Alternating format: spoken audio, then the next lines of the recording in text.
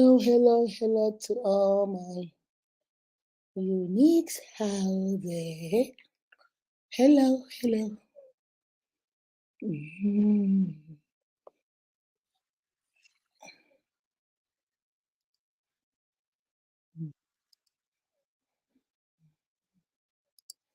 Hello.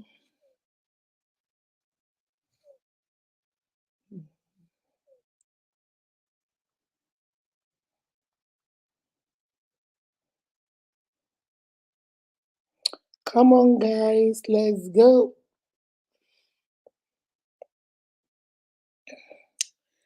Come on, baby. Oh, Bata Modesta, how are you doing, my darling?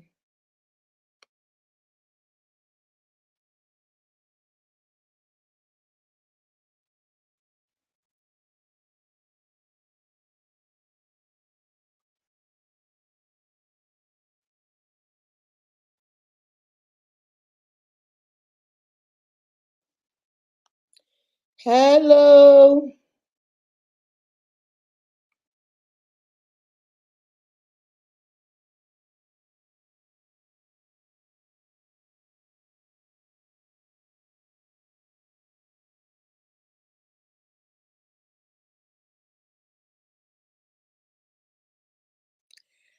Hello. We are Itunu. Rose, how are you? Gifty Funanya, how are you? Ezechukwu Blessing. How are you? Perpetua Lucy, how are you? How are you? As you're coming in, please share. As you're coming in, please share and share and share and share. Guys, you guys know I like to sing, yet I can't sing. Chai, Mama Unique can sing it. Two of us don't go together. Well, you guys know I will still sing. I will sing unto the Lord a joyful song.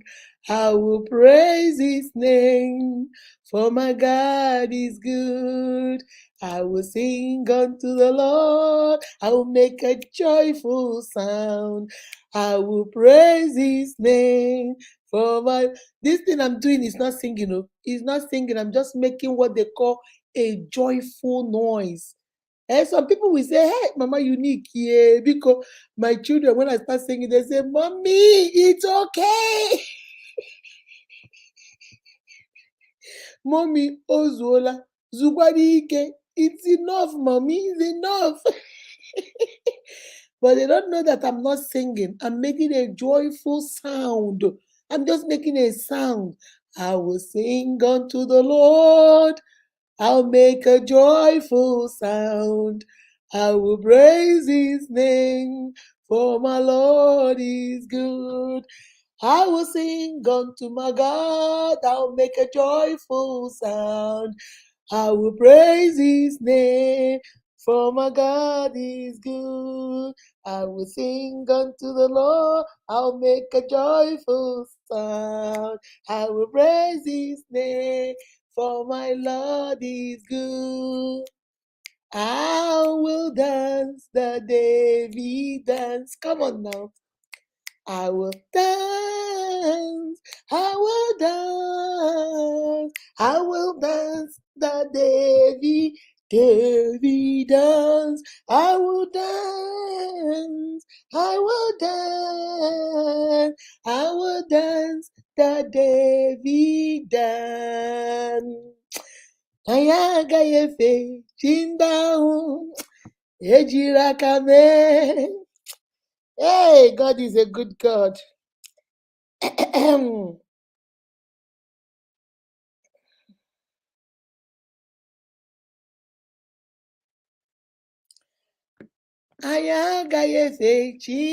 have already, I have four more people for random act of kindness. I've already seen one of them here today, but most of the time she doesn't stay. She leaves.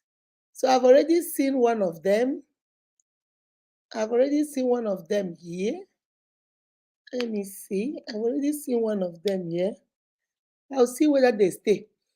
Anyị agaghị efe chi ndị ahụ ejiri aka mee chi ndị ahụ nwanne m ejiri aka, anyị agaghị efe chi ndị ahụ ejiri aka mee chi ndị ahụ.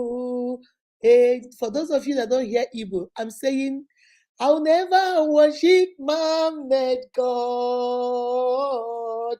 I'll never worship man-made God. I'll never worship man-made God. Anyị agaghị efe chi ndị ahụ ejiri aka mee chi ndị ahụ nwanne m ejiri aka. I never worship man-made God. I'll never worship man-made God. Man-made God. Come on now. Man-made God. You. Man. Anyị agaghị efe chi ndị ahụ ejiri aka mee chi ndị ahụ ejiri aka. I'll never worship man-made. Hey, I should be in a band though.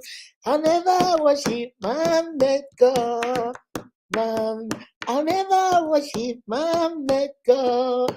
Oh, anyị agaghị efe chi ndị ahụ ejiri aka mee chi ndị ahụ ejiri aka mee chi ndị ahụ ejiri aka mee chi ndị ahụ ejiri aka. My Unique, your mother, Mama Unique should have a band though. Please, who wants to join my live band? I'll be beating the drum, we'll be dancing. Chi ndị ahụ ejiri aka mee chi ndị ahụ ejiri aka. Hey, oh, we are too much. Unique to remember. We are too much. We're too much. All right, my Uniques, let me start. Oh my goodness. Let me start. Obata Modesta was number 1 today. McClay was here. Mr. Dennis is here. Gifty Funanya is here. Maya Itunu is here. Mama G.O. Adebisi is here. Ezechuku Blessing is here. Rose is here. Is it Rose Malandu is here. Let me see. My original evangelist is here. The one and only evangelist is here. Let me see. Mama G.O. I've already called you. Onyinyechi Chibueze is here. How are you doing, my love? Stephanie Uche, Onunepurora, one of Owerri Kingdom. She's here. She has landed like Land Cruiser. Wamanabia Perpetua is here. Destiny Eze is here. Let me see. Sincerity Cecilia Silas is here. Gloria and Mama is here. Let me see. I'll praise his name, for the Lord is good. Yes, so I will praise his name, for my Lord is good. Beloved is mine is here. Hi, Mama. Your network lets you come in today. I will sing unto my God, I'll make a joyful sound. I will praise his name, for my Lord is good. Umokro Deborah, I see you, my darling sister. I see you, Mama. Is it Felix Goodness Chiamaka? I see you, my darling. I see you. Let me see. Ewaja. I've seen about 2 people here. Let me write their names down. That's part of the 5 random acts of kindness. I've seen them here. Let me see. I've seen them here.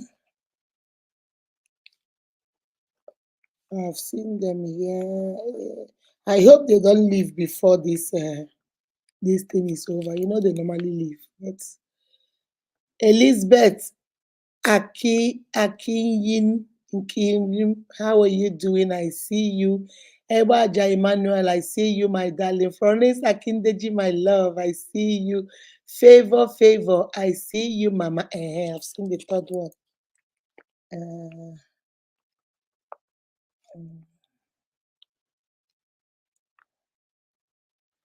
I've seen the third one.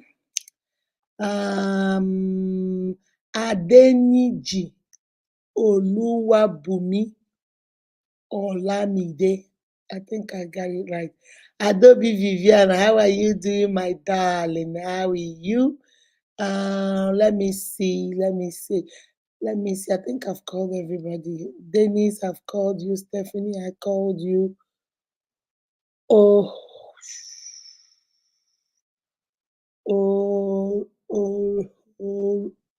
I don't know how to say this one. Let me say the last one. The last one is Abibat Bosse. Is it Okunlowon? I'm so sorry, baby. I hope I got your name right. I am so sorry. All right, welcome. I'm seeing some new names. Please make sure you join us. Hey, Chinecherem Eunice. I love your name, Chimdemma. That's my name, but my own is Chidemma. Yours is Chimdemma. You personalized it, Chimdemma. All right, that's my name. My third name is Chidemma. Chimdemma. My God is good. Beauty, I see you. Beauty, Uchenwa. I see you on Oyinlola. Oyinlola Igi. I see you, my darling. Guys, I'm trying to say these names. Some of them I can't pronounce them, but I try. So please, if I say it wrongly, don't be angry. I'm a sister. Just help a sister out. A sister is trying. A sister is trying. I'm trying my best. Cut me some slack. When my daughter was a little girl, she was just like maybe about 4 or 5. When you tell her to go clean up her room, maybe you know how the children mess up toys, and you tell her, Casey, go clean up your room. She said, Mimi, a break. Mimi, a break. You should give her a break. I say, break for what? Come on, go clean your room, rubbish. She said, Mommy, Mimi, a break. Mommy, Mimi, a break. I said, who is giving me a break? Nobody gave me a break when you whine. Go clean your room. Sometimes when your children grow up, you just remember those mothers, those of you that have little children, treasure those moments. There'll be a time when they are all grown. My daughter is 26, my son is 24, my last baby, Buchi, 22. All of them are grown. Now they all stay in their own apartments. They come, you guys will see when they come to visit me. It's like with those times when they are always there. I remember when they were young, I used to tell myself, hey, these children make a lot of noise. I will come back from work. I'll be hiding downstairs. I'll tell my husband, open the garage. So I'll go through the garage and go hide in the room downstairs so that I can rest a little bit. These children can make noise. Remember, you don't have house girl, you don't have house boy, it's only you and your husband. And I will say, Jesus Christ. I will rest a little bit and then tell my husband, and maybe after about an hour or two, then I'll act like I just came back. I'll start coming up the stairs. Mommy, Mom. I'm like, Jesus Christ. Now, I'll be calling them, Casey, do you want to come and hang with your mommy? Oh, I'm sorry, mommy, I can't come this weekend. I'm hanging out with my friends. I said, Jay, are we? I call my Buchi. My Buchi is the one that always hangs with me. Buchi, my son, is like my ride that die. We are always together. When he was younger, now I call him, Butch, I want to hug him. He said, Mommy, it's okay, Mommy, it's okay. He does not want me to be hugging him in public. Life is about stages, so these children grow from stage to stage. There'll be a time when you'll be talking with them. Now enjoy it. Mothers, enjoy it now. Because sometimes when I remember things like now, I just remembered how she would say, Mommy, Mimi a break, Mimi a break. I remember that's the only thing I treasure when they grow. They don't want to be dealing with you. Because they don't have their own life, they don't have their own friends. Before they didn't go nowhere, they were with you, with your rules, under your roof. Now they are grown up. Casey is 26, Zion is 24, all the way in California, living by himself. Now, if it's before, Zion, where did you go? It's 12 midnight. Come back. Now, if I call you, say, Ma, I'm a man. I say, oh, sorry, sorry. Sorry, mom, just be safe. No, mom, just be safe. I'm telling you, this life, yeah, you get levels, so you get levels. You get levels. Dawuda Aminat, I see you, my darling. I see you. Destiny Eze, I see you too, my love. Favor, I see you. Gloria, and I've already called you. Eze Chukwu, I've called you. Is it Somalia Alpha? Somalia, Somalia Alpha. I hope I got it right. How are you doing, my dear? I remember that name. Where have you been, baby? Let me see. Let me see. All right, I think I've called everybody. Now let's play our music so we can move on. Because since after on Thursday, last week, 2 weeks Saturday, I talked about how do you know a narcissistic person? How do you know a narcissist? That you're in a relationship with a narcissist. A lot of you started calling me after the live. Hey, ma, Chineke, me, ma, how did you know it was my boyfriend? How did you know? Oh, Che, ma, it's like you're looking into my house. And then last week, was it Thursday? I talked about how to deal with them in case you're married to them or in case you are in love with them. They don't change. Narcissists don't change. It's a mental disease. They call it narcissistic personality disorder, NPD. It's a sickness, just like you have diabetes, just like you have high blood pressure, just like you have migraine. It's a sickness.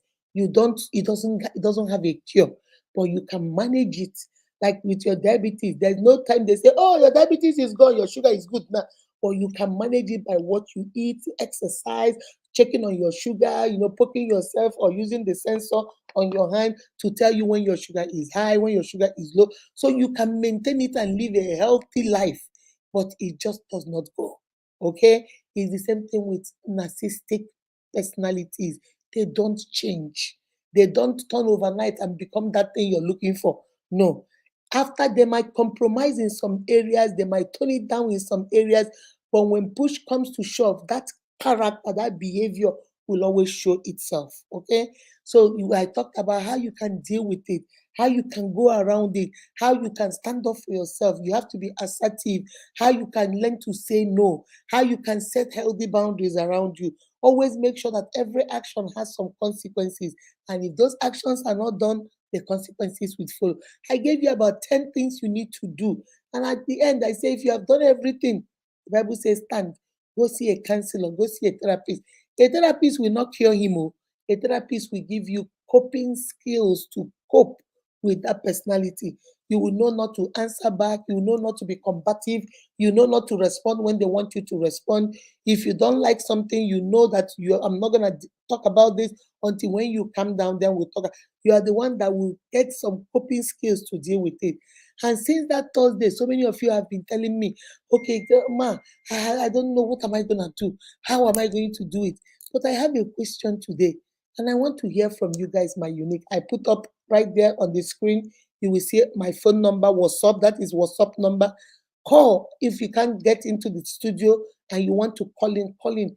I want to know, why is it that we have a case of Aga Mary, Aga Ma? Do you know what it means? I know go chop and I know go leave. Why is it that this is the state that we find ourselves? You are in a toxic relationship. You're dealing with an artistic person. Every day you tell them, I don't want marry. I don't want marry. Get out, get out, get out, get out. Then when they get out, you say, why did you leave? Why did you leave? Come back here, come back here. It's like you lost your victim. It's like you lost the person you were maltreating. It's like you have lost the person you were doing all those kind of things to. So who are you gonna do it to now? Nobody. So it's like you don't want to do better. You don't want to change. You don't want to change for the better. You don't want to change. You are even changing for the worse. But yet you will not let the person go. Yet you will not let the person go stand on their own. Yet you have become a monitoring spirit. You have become a wandering eye. When they go to the market, you are there watching them.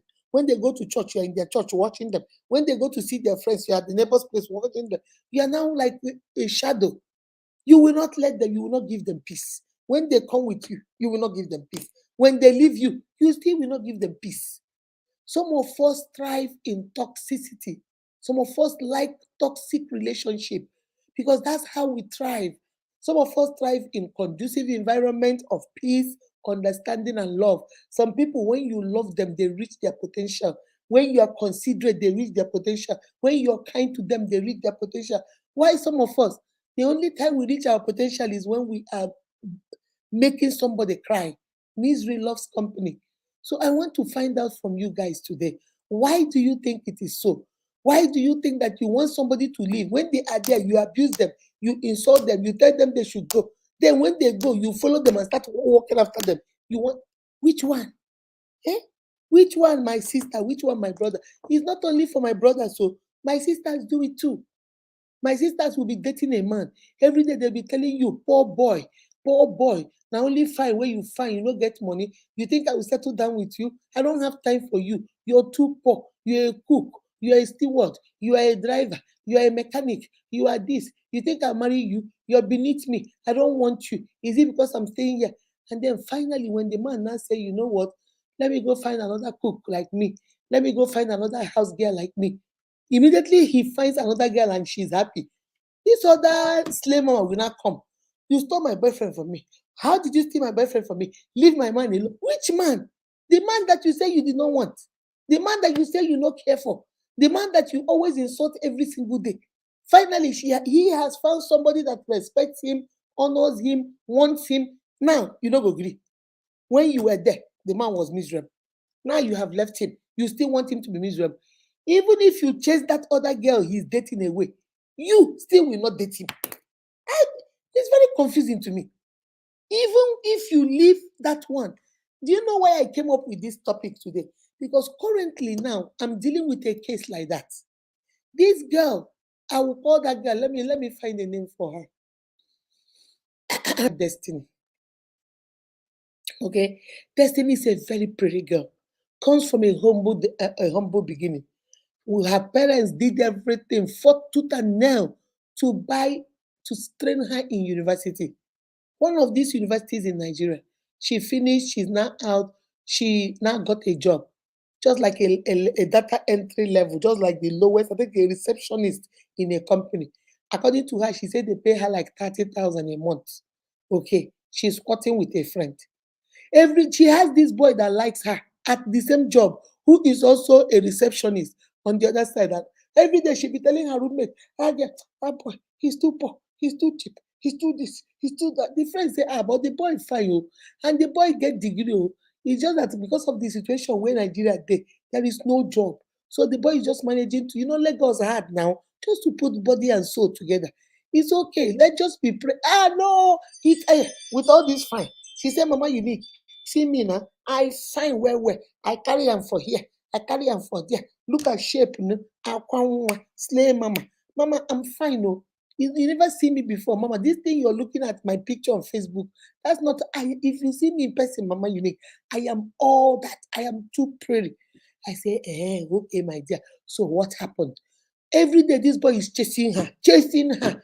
She likes the attention. The boy will take the little money he has. Oh, and you know the way men are, our African men. He will go out and buy little put lunch, oh, get for himself and get for her. She will take it. Oh, she's the one telling me this story, not the boy. Oh. The boy didn't call me. She called me. So she's not lying. She's telling me the truth. She said, Mama, Unique, the boy will buy me little stuff. But why would you be buying me Mama Put? Is it Mama Put you take to chase a woman? Is it Mama Put? Other boys are buying flowers and roses, taking their girl to Chinese restaurant, expensive things. Every time he no get money, he will go to his village and his mother will give him food stuff to come back to Lagos. He will bring both yamo from the mother's farm, and he'll give me gari. He'll give me. You see how food they cost for Nigeria. Oh. He said the boy will bring whatever the mother give this boy. This boy will split it into two, keep half and bring. Doesn't that show you that this boy was generous? If he has, he will. My Unique, stop looking at material things. Look at the intent behind the action. I have taught you guys. I'm going to teach you guys about intentions. Think about people's intentions, not what they say. Anybody can say, I love you, I love you, I love you, Pash, my mama. What are their intentions, their actions, their behavior, how they talk to you, their communication? Does it show they love you? They'll be waiting, they talk for mouth. What words can be cheap is action. This boy is telling you, I no get to, but my sister, if I hammer, if I get, now you go chop late. He will go, he will still do that job, and over the weekend he will go do little things. He's very good with graphics. He will do graphic design, he will design cards for people and get money. Every time he gets money, 20,000, 5,000, anything where he get, he will take, give you, say, make you take the do transport. You will take it and then say, the first day, according to how that Mama Unique, can you believe the man invited me to come to his house for weekend and cook? Can you imagine me come to his house and cook? As per what? As per this Gary and Yam, as per this Mama Put, as per this 5,000. Come on, will you shut your mouth up? You don't get respect. You don't know, say, should get sizes. So after some time, the boy got tired because nobody likes to be rejected. The boy got tired of constant rejection and rejection and rejection. So the boy stopped. You know how women are. You know, we they cray for head. Now she know they get that attention anymore. When she finished telling me her story and I broke her behavior down to her, she started crying. Because sometimes we do stuff without even knowing what we're doing. She said, Mama, you need, he just stopped though. I'll be passing before he be telling me, oh, you look so pretty, that looks good on you. He now stopped talking to me, stopped, doing anything to me. He would not even pay attention to me. And you know, women now, we like attention.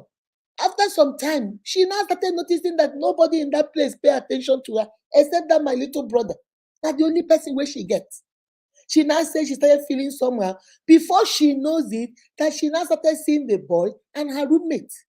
The boy will now come and bring a little thing for the roommate because three of them all work in the same company. And now she started telling the roommate, what are you doing with him? The roommate said, I think I like him. You guys never dated. He was pursuing you and you never wanted him, but I like him. He's very nice. He's very compassionate and he's inviting me on a date to his church. I'm going to go to his church that Sunday. So she was like, Mama Unique, I told her, there is a sister code. There is a sister code. You cannot do that. He wanted me, even though we never did anything. But I didn't want him. Even though we never slept together, we never did anything. I did not want him. But you are my friend. You are not supposed to date him. The guy say, as per who? As per you be my mama? Or as per you be my papa? Or as per you be Jesus? Or as per you be the Holy Spirit? How dare you? The guy say, had they been, you guys did something. Maybe slept together or whatever. Maybe I will say, okay, no. You rejected him. No matter what he did, you rejected him. I like him. I like him.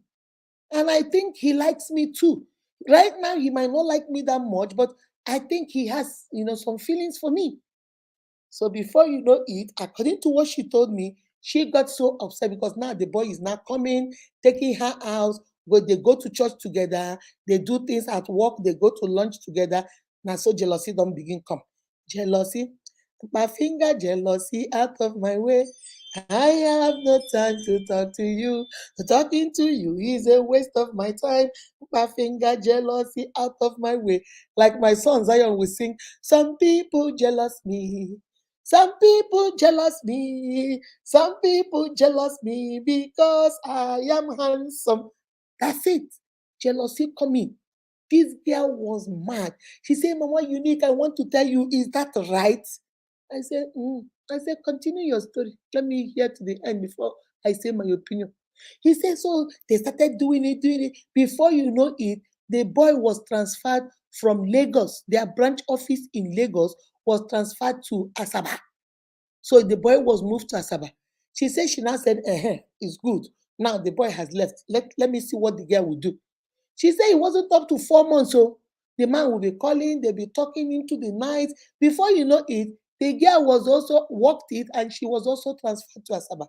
She said, Mama Unique, the reason why I'm calling you is that two of them are trying to get married. They had a wedding card. They are going to be wedded in July. Mama Unique, that is not fair. That is a betrayal.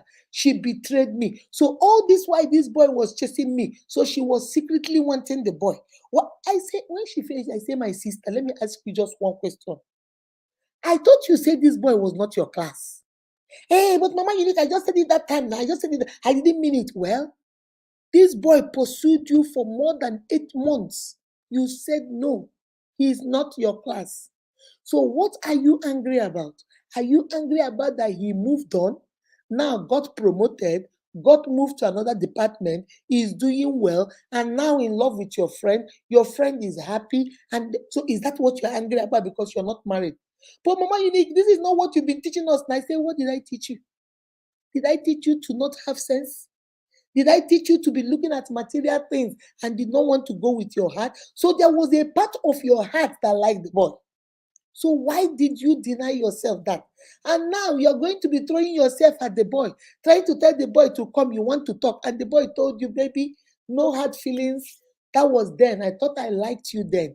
But now your friend is it for me. Stop calling me. Stop telling me to see you. Stop sending me your pictures. Stop sending me your noodle pictures. Stop. I'm not interested. I am sending you this last text. She read the text to me. And that after that, the boy blocked her. Mama Unique is not fair. Mama Unique is not fair. Mama Unique, I tell you the truth, is not fair. Oh. Mama Unique is not fair. What are you mad about? Are you mad that the man moved on? Or are you mad that your friend moved on? Or are you mad that you haven't found the rich man you're looking for? I say, baby, sit down and sort out your feelings. What are you mad at? My Unique, why is it that we do not want to let go? Especially when we say this person is not our class. Especially when we say we know we are in a toxic relationship. We know it is drama, booze buzz every day. You know you are not happy. You know I am not happy. But you want us to ship right there and see the head and the tail. When one person decides to say, you know what, this drama is over, I need to cut it off, you begin to pursue that person. What do you want? Do you want them to come back and let the drama begin? My Uniques, that is what we're going to talk about today. But let me get our music. This girl, Destiny. After listening to this girl, I told myself, I said, Chai, women, why do we want what we can't have? But what we have, we don't have value for it. Not only my sisters, even my brothers. You marry a good woman, you're dating a good girl, you don't have value for her. Then the day she decides and say, you know what, enough is enough, I'm done, I'm gonna move on, you begin crying. Oh, you want to leave me, you want to leave me, you cannot leave me. So what do you want? Do you want her to stay back so you can be maltreating her every day? Do you want her to stay back so you can be intimidating, insulting, gaslighting, abusing, Jesus, and cursing her out every day? Is that what you want? You know you're not changing. You know there is nothing you want to change, but you just want a victim. You just want somebody you go the pepper then gang. You want to the pepper her, and you say you love her. If you love them, let them go. If they are not happy, let them go. Work on yourself. And if you come back and they're still available and you still love them, then love will continue. But if they are no longer there, baby, adios. Bye-bye. I'll see you later. And move. Oh my goodness. We human beings, Agameri. This is what I call a case of Agameri, Agama. I no go eat, I no go leave. Oh yeah, this is for Unique Akudo TV. We are the ambassadors of empowerment. Let's send it the hand that gives it. Power who comes up here. Ishakama. Ijo wanda.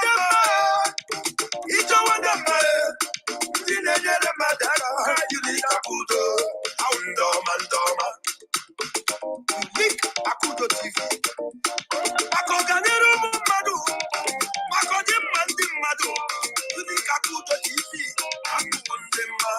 Ndoma. Unique Akudo TV. Serve the less privilege.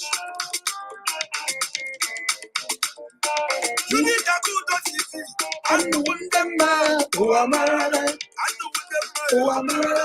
Yenero waka. Uamara. Unique Akudo TV. Wunda kanaka. Uamara. Uamara. Ajasi bondo. Uamara. Wunda karakanda mameza gamba.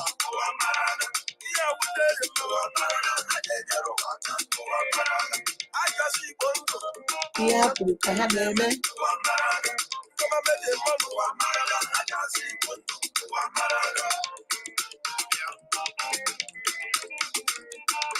Unique Akudo TV. I'm the one there in my Agaba Meje Mono. Ndama Chuku Gazira Gozi. Ndama Meja Agamba. Unique Akudo TV. Woman empowerment.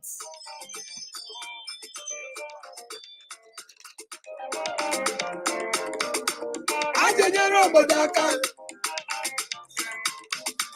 Ajagozi Ogodagozi. Woman empowerment. Both spiritual and physical. Hana Boya. Into Madaka.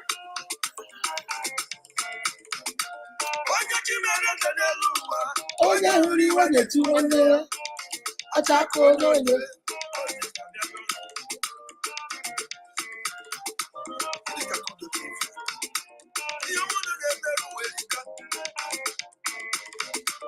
Olomunu na lulu weriko. Akwanti na anu ya. Akwa ọnụ na-ekwu ya. Akwanya hụ na ya. Unique Akudo TV. Ndọma. Ọzọ Igbo ndụ. Unique Akudo TV. Ụwa marala. Ụwa marala ya ga-enyere ụwa aka. Ụwa marala. Ka anyị ji aka.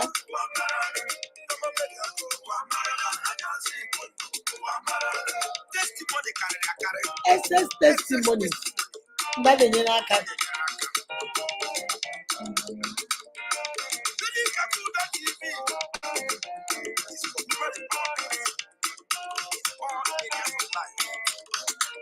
Spiritually, physically, emotionally, psychologically, and financially.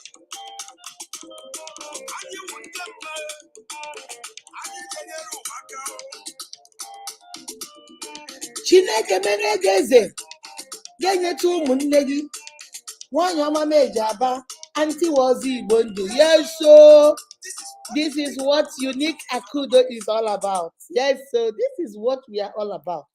Onye chi mere eze. When God has crowned you a king, you help your brothers, your sisters, your siblings, your village people. This is all Unique Akudo is all about. Hello to all my uniques out there. This is your favorite Mama Unique is in the building. If this is your first time of seeing this, my beautiful face, hey, you just met Akudo Ehirim, the founder and CEO of Unique Akudo TV. This is a ministry of empowerment. This is where we believe in you. This is where we believe in not just giving you fish whenever you want fish. We believe in teaching you how to fish so that when you eat the first fish we give you and you want to chocolate fish again, you go in there and do your own fishing and get your own fish, okay?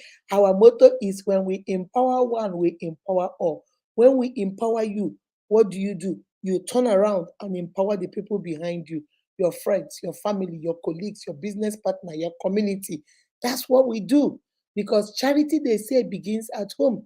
Even the Bible said, Jesus told his disciples, stay right there in Jerusalem until you have received power from above. Then you will become my witnesses in Jerusalem. That means where you are, your home. In Judea, the next place, your friends, your colleagues. In Samaria, your people that you work with, business partner, and then to the utmost end of the world. So charity begins at home. Do your people in your family, do they know who you are? Do they know you're a Christian? Do they know you are kind? Do they know you're loving? That's where it starts, in Jerusalem. Then you move on to Judea, which is your family members. Then you move on to Samaria, which are your friends and your colleagues. And then to the utmost end of the world. All right, this is what we do. Remember what I tell you guys. When you know better, guess what, my unique? There is nothing else to do. You will do better. Most of the time we don't know, but you know how they do packaging. Hey, you don't know. Flavor say, if you don't know, you don't know. If you don't know, you not go know. You see, just say you don't know, so they go teach you. If you know better, you do better. But when you don't know, you go the form say you know. And people go they say, look at this person, no, you don't want to do it. You don't know, say you know, no. If you don't know, tell us you don't know. And when you get to know, you should be able to do better. All right. We go live on Tuesdays, on Thursdays, and on Saturday on relationship, marriage, self esteem, self care, self confidence. We believe in you. We believe that you are not an accident of nature. We believe that you are beautifully, wonderfully, and fearfully made by God.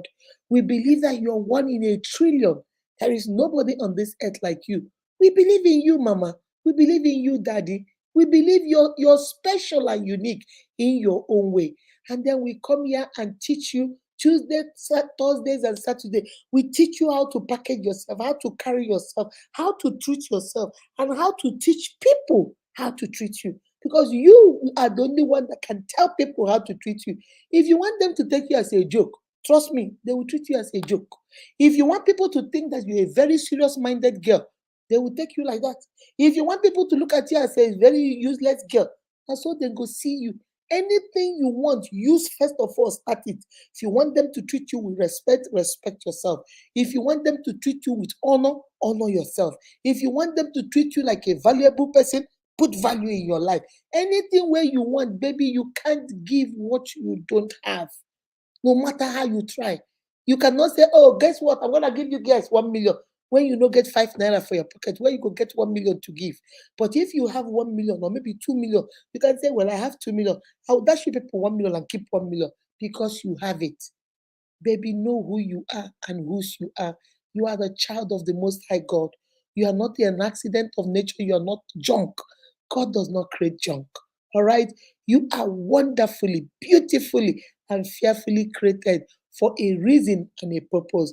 And that's what we do in Unique Akudo TV. We try to help you rediscover who you are and whose you are. All right? And then on Sundays, I'm a born again Christian. I believe in the Trinity. God the Father, God the Son, and God the Holy Spirit. I also believe that the Bible is the Word of God. So I come on Sundays to use any verse of the Bible or some verses of the Bible to speak to your soul.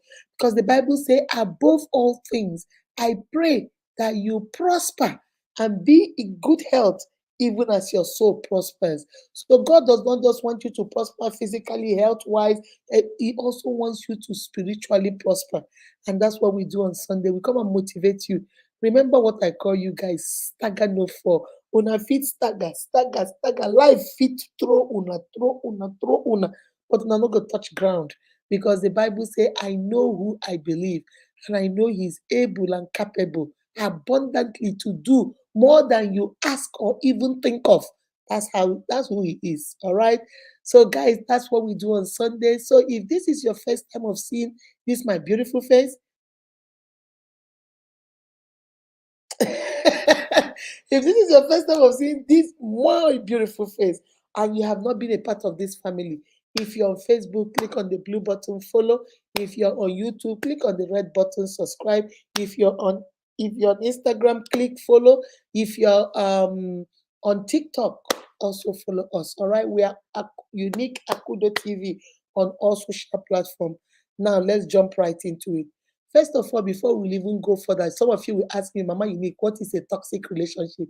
Am I in a toxic relationship? I know from what you said, I'm dating a narcissistic person, but I don't know, is it really toxic? Because when it is good, it's good though.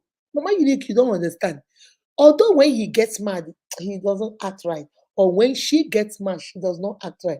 But Mama Unique, I promise you, when he or she is good, hey, he will take me out, he will buy me things, he is so loving, all the foreplay, all the love. But it's only when you don't make him mad. If you make him mad, that's when he can be a little, you see, excuses, excuses, excuse. You're trying to excuse that narcissistic personality. You're trying to excuse the toxic relationship. And then you say, Mama Unique, but he's not toxic now. He's not bad all the time. Oh, Mama Unique, you don't understand. He's not bad all the time. She's not bad all the time. That girl is good though. Sometimes she comes and she cooks good food though. Sometimes she even helps me clean my house. It's just that sometimes she just they do like she has koi for her head. Like she decrease a little bit. But Mama Unique, so now what is a toxic relationship? Let me go to Google. Google is very simple. I saw two definitions that I really like. Okay. The first one says a toxic relationship is one that is consistently. Did you listen to the word consistent? It's not like he was mad today and he did it. He has not done it again for a long time. I think the last time he did that was 2021. Like last time he did that was 1992. The last time he did that was 2021, 2022. Or the last time he did that was, I think, January this year. The last no, the Bible, the definition say consistently. That means there is no rest. The Bible says there is no rest for the wicked. There is no rest. It's pa, pa, pa. There is a pattern. Do you know what a pattern is? A pattern is a repetition of the same thing over and over. They will do it, they will say sorry, they do it again, they say sorry, they do it again, they say sorry. Consistently. There is no break. They are consistently doing it. Listen to the key words. Because you will come after I finish teaching now, people will come in my inbox. You better listen now. Tag that your sister, tag that your brother, tag them and tell them. Hold on a second. Hello? Ibala Bell there. Good afternoon. Just bar the bell. How can I know I'm there? All right, bye. So they will consistently do it. It's a pattern. A pattern is a repetition of behavior, a repetition of the sentence. They slap you Monday, they say they are sorry. They slap you Monday afternoon, they say they are sorry. They slap you Monday night, they say they are sorry. They slap you Tuesday morning. Every time they are sorry. Every time there is an excuse. I was just mad. You know, I don't normally hit you now. It's just that you sometimes your mouth is not good, Kwano. Your mouth is not good. You have very bad mouth. Very bad mouth. Oh God. Hold on, let me call. A parent says she's in front of the daycare. I don't think they are hearing her. Hold on a second. Let me call the school. Guys, give me a second. Let me call the school. Hello? Hey, she said she's at the door.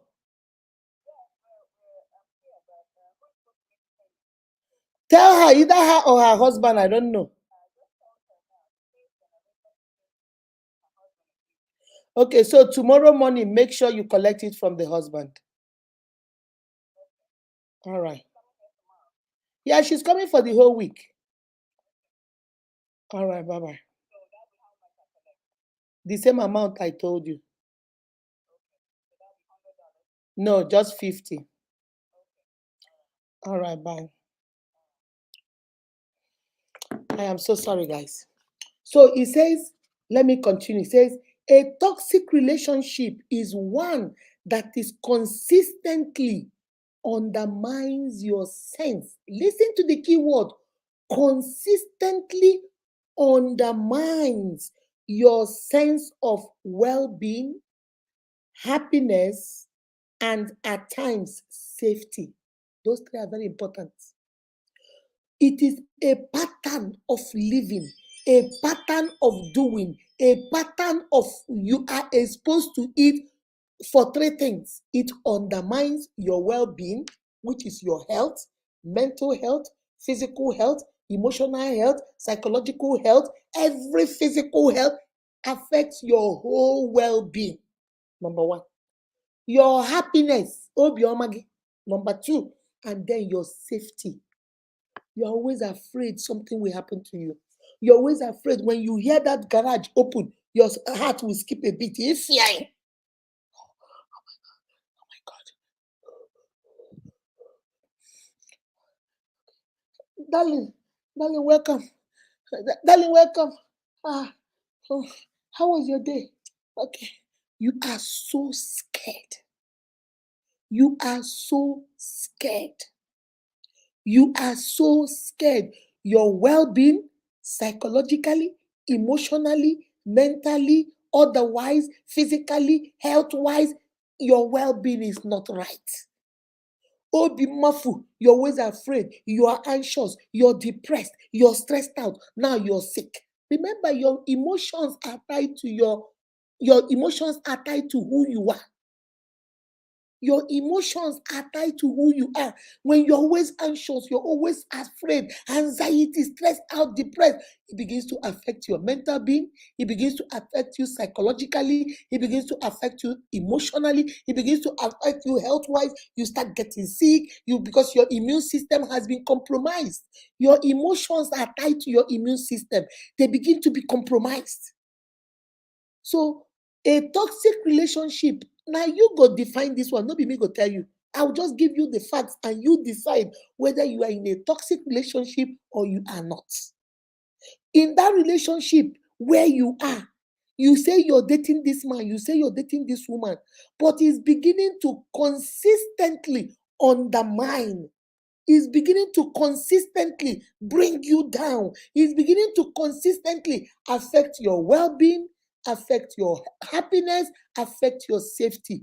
Those three, Bagam has been affected. My Unique, that is you are in a toxic relationship. Maybe Mama Unique talk about. That's what Google talk about. Okay? Let me continue. It says occasional disagreements or conflict are normal in any relationship.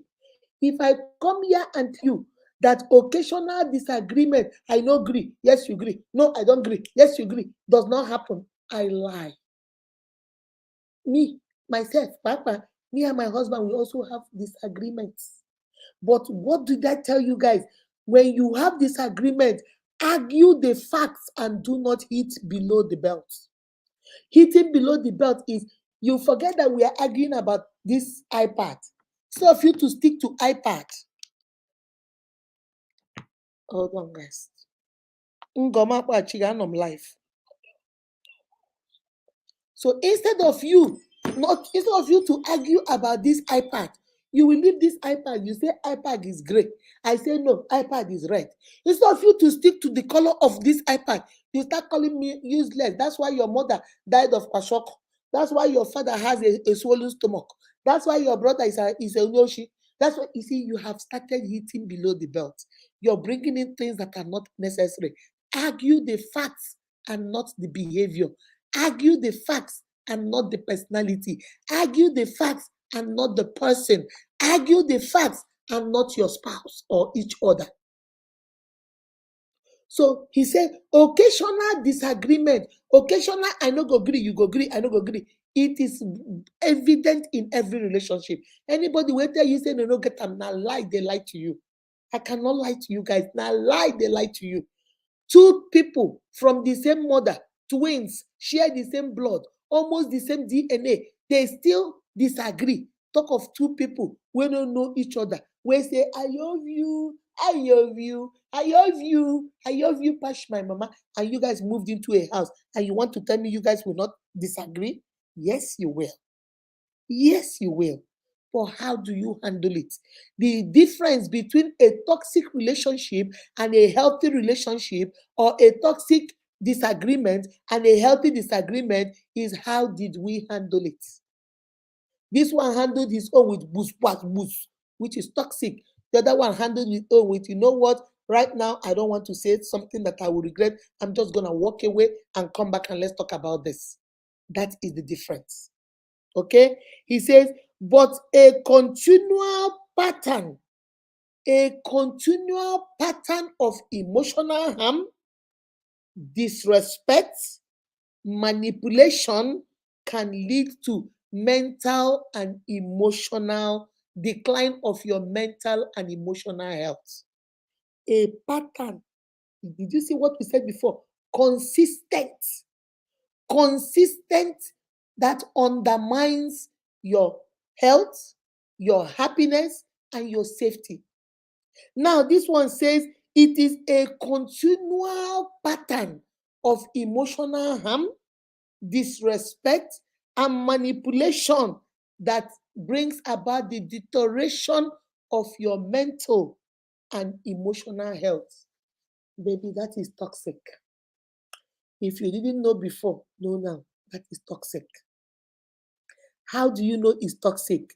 Those are some of the signs. There is always drama. There you are always afraid. You don't have a voice. You can't speak up. You are always scared to say how you feel because you know the consequences, you will never take it. There is always the silent treatment. You are always on the edge. These are some of the signs. You're always tiptoeing around them. When you see the truth, you can't even say the truth because you're afraid of how they will feel. Whenever you're around them, you're so stressed out. Anxiety, you're always anxious. It's only when he or she leaves that you go like this. Thank you, Jesus. Once you hear that horn, it's like you get afraid again. You get scared again. You don't know what to do again. My uniques, these are some of the signs that you are in a toxic relationship. When your well-being is compromised, when your happiness is compromised, when your safety is compromised, when there is a constant emotional harm to you, when there is a lot of disrespect, nobody cares about your feeling, your opinion, or who you are. A lot of disrespect, when it is always present there, and then a lot of manipulation. They are the ones that are maltreating you, and yet they are the ones crying that they are the victim.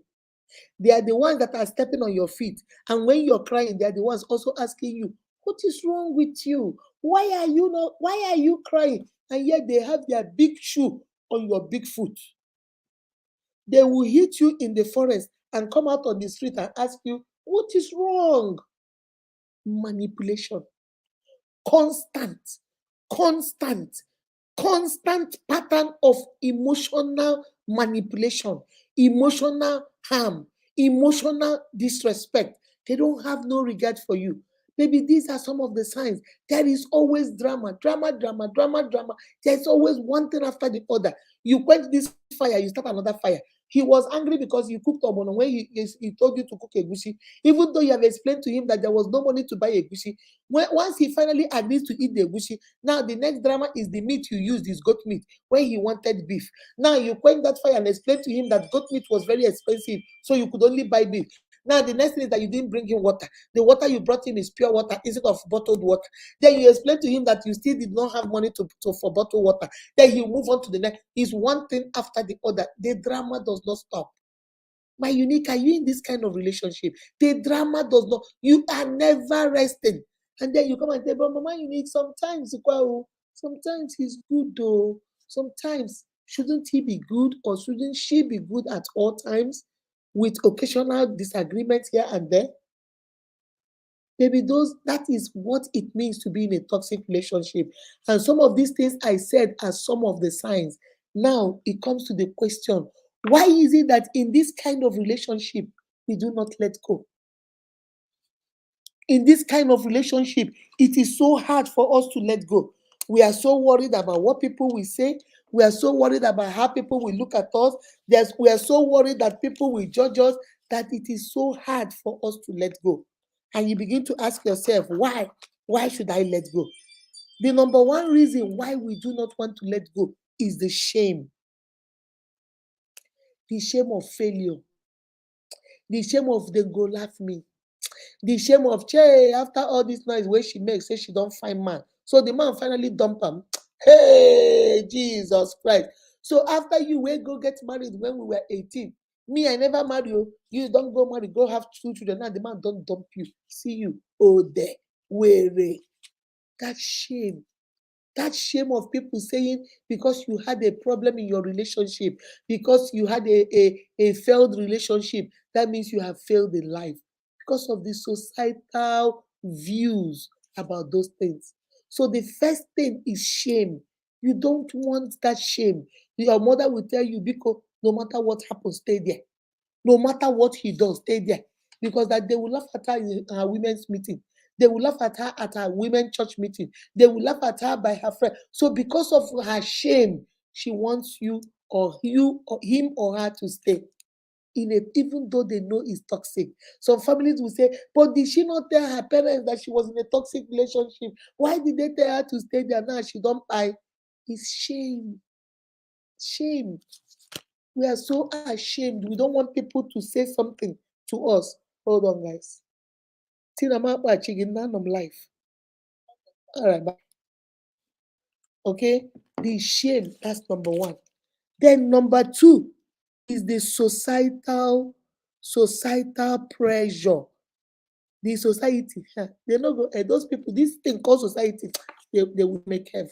Society, that person called society, will never make heaven. Never. It will never make heaven. Society puts so much pressure on you that if you're a girl and you have turned 21 and there is no suitor, there is nobody coming to marry you, you'll be damaged product. No, but now your bad behavior where you don't marry. You are a man, you're in your 30s, you're not married. Agafu. No loro, na were, no lodo. You know, you be useless man, you don't go amount to anything. So they put a lot of pressure. And then once you come out from a bad relationship, or maybe you were dating a man and he was abusive, in a toxic, and then you leave, the same society will say, don't you know Akudo? She dated that man now. You remember, Akudo dated Chinda for after 5 years because of her bad behavior. They dumped her. Because of her, they know, Africans, oh my God. They know that that girl was being used as panebiti. They know that Akudo was not happy in that relationship. They know that every day that man, they use Akudo to practice boxing. They know. They be saying, what a bad man. What a bad man. But my sister, pray. He will change. Pray. The day Akudo say enough is enough, I'm leaving, the same society will turn around and say, Akudo left that man after 6 years. Akudo, I have always known that girl's eyes is on the road. I have always known that girl. She strikes me as somebody that is, a shower. She wants to leave her husband. She wants to leave her boyfriend. She wants to leave her partner so she can be following all these men. These girls, women are bad. Oh, you see how we have forgotten everything Akudo went through. We have forgotten we are the ones saying, Akudo, where your mama, where your papa? You don't get parents. Let them come and take you from this rubbish relationship. The day her parents come, they say, I know say her mama no be good person. See as she come matching, they take Akudo, they go. The same society. They talk from this side of the mouth. They talk from this side of the mouth. They talk from this side of the mouth. They talk through their nose. They talk through their ears. They talk through their eyes. That's so society they talk. These are some of the reasons why people don't want to leave toxic relationship. Number one is the shame. They don't want to feel like they're a failure. Number two, societal pressure. Then number three, the grandfather of it all, parental pressure. Your mama and your papa, they say you are not coming back to this house. Stay over there. They have already gone to tell church members that their daughter is already about to get married, and now you want to spoil their business. Go back there. But mama, he hit me. And so, did your papa not hit me? Did your papa not hit me? I say, my friend, go carry your cross. Go carry your cross. Then tomorrow, then go bring their daughter's body. They don't buy them. Hey, my daughter, what did I do to people? They buy my daughter, the only one I have. How did they buy my daughter? This man will never see better. This man will not see better. This man will not see better. Everybody goes say, Mama is enough. Mama, now Mama Kosam. Mama did not know that she can stand up for her daughter. Mama did not know she could stand up for her son.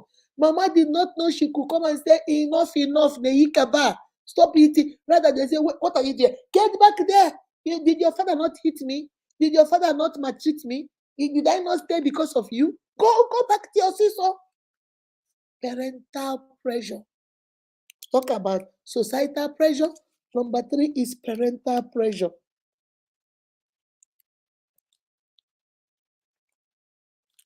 Our parents put a lot of pressure on us. They put a pressure on us to get married. They put a pressure on us to have children. And then when you finally start dating the man, maybe for 2-3 years, the man never marry you. Your mama go begin ask you, Abi, they get pregnant over here. You get womb battle. You be man. Waiting they have. You've been dating my son now for 2 years. I never even hear say you get belle. Talk of say you come out. You be man? Are you sure you, hey, my son, you cannot marry this girl. This girl is a man like you. This girl, they will put pressure. their son never marry you. They have already started counting for you pregnancy.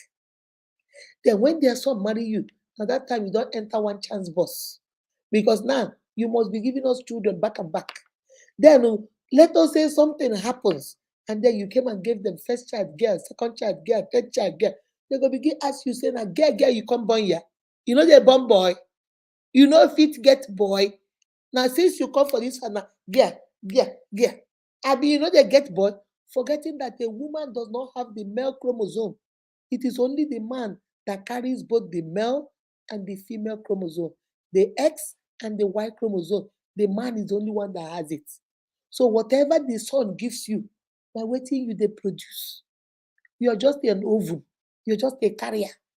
He is the one that has both the male and the female chromosome. If he gives you the male chromosome, you go give birth to a boy because you only have a woman has S and SS chromosome. So when the man gives Y, the Y plus the girl's S will make a boy. If the man gives S, S plus S will make a girl. But their mama no one hear am. Since where you come for this family, we go run for you. First child girl, second child girl, third child girl, fourth child girl, fifth child girl. Like so like girl where you come bring for my family. They are asking you, they never tell their son. No. So the parental pressure, the pressure of you must get married. All your mates are married. Akudo is married. Stella is married. Akindeji is married. Adebishi is married. Sunday is married. Chidema is married. Chinda is married. Dennis is married. Why are you not married? They don't ask you. We are different. The same day we have different faces, different problems, different destinies, different grace. Your grace no be my grace. Because I went there and I came out with no problem does not mean if you go do the same thing, you come out without any problem. Grace differ. The parents put a lot of pressure on us.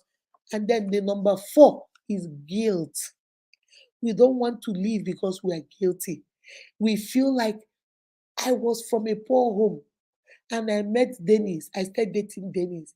Since I started dating Dennis, Dennis has paid my mother's hospital bill. Dennis have rebuilt the house we have in the village. Dennis has bought a car for my dad. Dennis has started a business for my mom. Dennis is training my brother in the university. Dennis is training my brother in apprentice. You know, if I say this man is hitting me, if I say this man is maltreating me, if I say this woman is mean to me and I want to cut it off, I am feeling guilty because all these things my family are getting from him, they will not get it anymore. And I don't want to live with that guilt. You know what? I'll just sacrifice myself. Let me just be here and just be unhappy, be sad, be stressed out, be anxious, have anxiety, be depressed, but just let my family enjoy. Guilt is a very strong reason. And that's number 4. Okay? Guilt. You feel so guilty. You feel so guilty. What if you leave? Who will pay your mother's hospital bill? What if you leave? What of your papa? This sickness, he needs medication, and this man is the one paying for the medication. So why would I leave a toxic relationship? If I leave now, what will happen to my parents? And I don't want to be selfish. You know what? Let me just take one for the team. Let me just take one for the team. Let me do it. It doesn't matter. Guilt. This is the reason sometimes why we don't do it. Number 5 is peer pressure. Peer pressure, because all your friends are doing it, all your brothers are doing it, your close circle are doing it. So now your case go differ. Your case will be different now.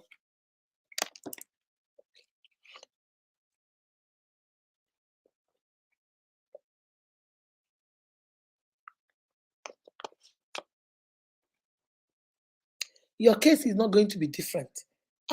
Your case will not be different now.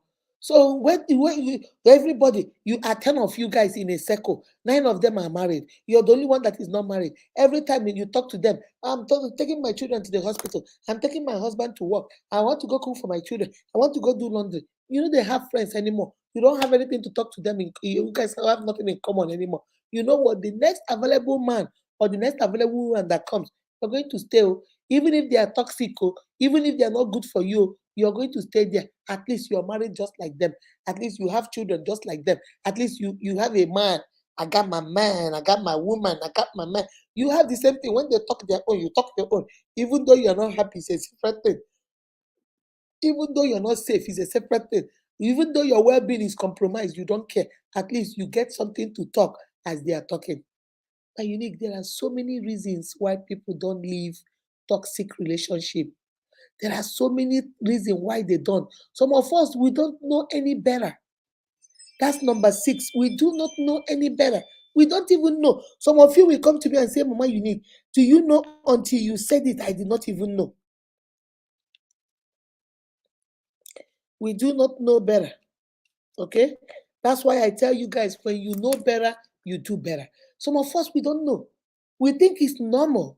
Some of us are not that exposed. So when the man gets angry and starts punching you, throw your stuff out, then the next morning you sleep outside, he will bring it back again and go buy you roses and go take you out to Chinese and give you 100,000 to go shopping. You are happy. The next day he gets mad and throws it out again, burn all those clothes that he bought for you, leave you outside. The next morning he brings you back again and buy you new more clothes and give you more money. You think, oh, he loves me, he's just jealous. Whenever he sees me talk to somebody, he just gets so jealous. That's why. You see, you're not making excuses for the toxic environment you're living in, for dating a narcissistic personality, for being in a narcissistic relationship that is toxic to the brim. But now you're making excuses. You, sister, bros, are you not seeing a pattern? Are you not consistently seeing a pattern of behavior? He will do, he will apologize. She will do, she will apologize. She will do again. She will apologize. He will do again. He will apologize. It's like a roller coaster. It keeps going up and down. It never stops. It does not stop. Maybe that is toxic. And some of us don't know. It's only when we do this kind of teaching and then they hear it and then they say, Mama Unique, I promise, when you were talking, I was just crying. I say, child, how did Mama Unique know? So some people know about this. Yes. Yes, baby. And then the last one I'm going to say, there are so many of them. Put them in the comment section, or I'm going to drop the link if some of you want to come up and tell us some more. Another one I'm going to talk about is some of the people feel that it is wasted investment. That's number 7. Okay? Is wasted investment. You feel like you have wasted, you've dated that man for 2 years. You've dated that man for 6 years. You've dated that woman for 8 years. You trained her in school. You did everything for her. You've been taking care of her family. Now, if you leave her and say you will not marry her, no be you lose. No be you lose. Yeah, you're not where no. That is somebody losing. So you're telling yourself, I've given this man every money my uncle gave me to start business. I gave it to him. I started that business with him. I helped him get that house. I furnished it for him. I helped him buy the car. I take care of his family. If I leave him now that he's okay, so does it mean that I built him off another woman? Does it mean I built him off another man? Now here we die. Now here we die. Now here, this is the final bus stop. I can wish here. We must see it here. And then you, because of shame, because of you don't want to lose, because you feel you have invested a lot. Maybe let me ask you one question. Is it better to lose 7 years of investment than to lose a lifetime of, than to gain a lifetime of misery? Is it not better for you to say, you know what, baby, this is not working. We are not married though, but every day is boost, boost. It is not working. You go get help, I go get help. If we come back again and it works, then it works. But right now, it's not working. Is it not better to call it quits and walk away with dignity than to force yourself and then finally get married and then all through that marriage is bush, bass. This my sister that I was telling you guys. When I was talking to her yesterday, I told her, somebody put this in the comment section for me. A failed relationship is better than a failed marriage. Somebody please put that in the comment section for me. A failed relationship is better than they say Akudo dated Dennis, but it did not work after 5 years. They went their separate ways, than to say Akudo was married to Dennis after 5 children. They are now in divorce court. Now, guess what? It's no longer about you and him. It's no longer about her and you. It is now about you, him, her, and the wonderful children you guys brought into this mess. Unique, do you understand me? It's no longer about, I am so mad with Akudo. I am so mad, I'm going to leave Akudo. I am so mad at Nelson. I am so mad at Nelson, I'm going to leave it. No, it's now about Akudo, Nelson, Zion, Buchi, Casey. Now more people are involved. And then it becomes a roller coaster. Now you don't even want to leave because now you have children. Now, because of your children, you say, I want to stay so my children can have a father and a mother under the same roof. But you end up making those children uncomfortable, not happy. Every time you and daddy is fighting, they are hiding under the blanket. They are so scared. Your sons begin to get angry because they don't like what daddy is doing to you. Your daughters begin to think this is okay for mothers to take. Oh, this is the way a man should treat them because they saw you treat their mother like that and their mother stayed. You see how excuse me, do you see how it is a vicious circle and it continues?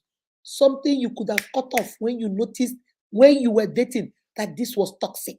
This man or this woman is a narcissist. This man or this woman is a narcissistic personality. You guys are in a narcissistic relationship, toxic to the core. You say, bros, I love you, but I love myself more. You go your way, I go my way. Okay? Nne, anọ m life ka m kpaghachi gị nọ. Anọ m on life ma akpaghachi gị. All right. Do you understand?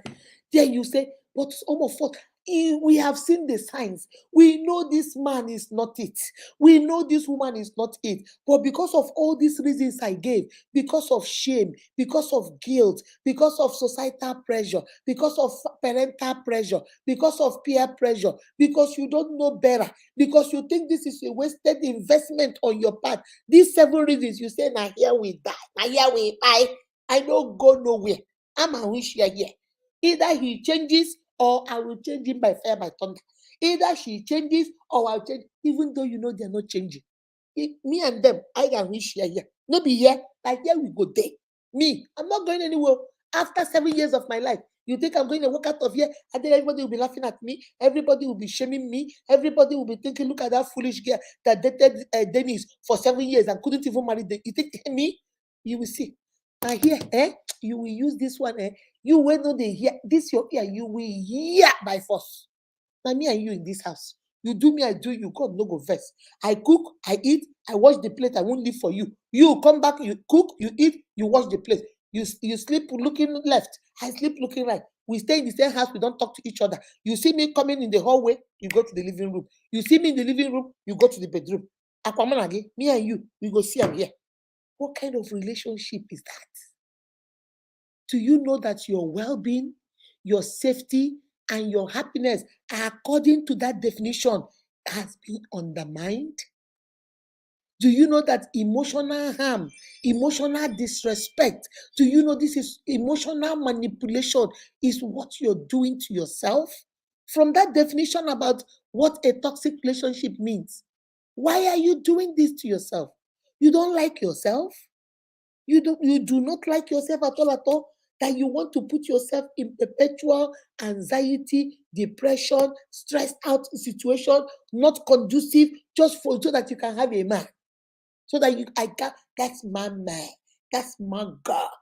So that marriage is a different ballgame. If you have already married and then the man or the woman pretended so much that you didn't notice this until when you married them, that's a different ballgame.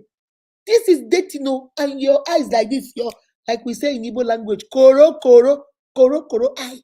You're seeing it. You're seeing it. You're not wearing glasses. You're seeing this thing very clearly. And yet you say, I must enter because I don't want to. This is wasted time. I cannot waste my time. 5 years? Mba, no. Mba. I must see the end of this. Baby, a toxic relationship is a consistent pattern of behavior or relationship that undermines your well-being, your happiness, and even your safety. It says is a pattern of living that causes you emotional harm, disrespect, emotional harm, disrespect, and manipulation that undermines your mental and emotional health. And Unique, there is nothing else I can say. This is the reason why some of you don't want to leave. You don't want to leave because you are ashamed of what people will say. I will drink water and mind my business. Let them talk. You will drink water and mind your business. Let them talk. They will talk when you leave. They will also talk when you buy.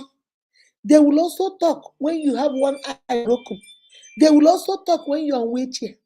They will also talk when you have your hand broken. They will also talk when your children are not acting right because of what the home is about. They will also, so there is nothing, they will talk. Oh, they will talk. Remember what I told you guys. There comes a time in your life when you need to be selfish. You see this one? One of those times. You love him. Yes. You love. Don't tell me, Mama, Unique, but my love is enough. I can change him. Baby, you can't change that. Or chicha, cockroach. You cannot change.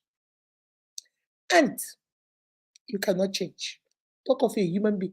Have you even changed the baby? A baby you just gave back to now. If you carry that baby and want to force that baby to breastfeed and that baby doesn't want it, he will move his face. He doesn't want it. But your mind is telling you, a grown dimpa, a grown papa, a grown mama, that you will manipulate and change. Clap for yourself. The world changer. Eh? The conqueror, the emperor, the lion is here. Leko nada. Nzogbu nzogbu. Enyi mba enyi. Hey! Toya dike. Ah. Lenu dike. Ah. Toya dike. Ah. Lenu dike. Ah. Ihe eji amara dike eruego. Egwu echenjigo. Aha. Ihe eji amara dike eruego. Egwu adagharịa. Aha. Enwere mpakasị. Aha. Ọ na-emekasị. Aha. Asị m Ebube Dike. You think say you be Ebube Dike? You think say you are the world changer. Now you change pass. Please, my sister, do not deceive yourself. Bros, don't deceive yourself. God is not mocked. When you notice a consistent pattern of behavior that undermines your well-being, your happiness, your safety, that is very manipulative, disrespectful, and emotional harm to you, sis, bros, sit yourself down and have a conversation with that partner. Sit yourself down and say, Nehi, Nehi, Nehi Kaba. It's not working for me anymore. I love myself too much to be going through this just to be in a relationship, just for me to answer your girlfriend. Mbanono. You have to take out the shame, take out the guilt, take out the I know, I sabi. You don't know.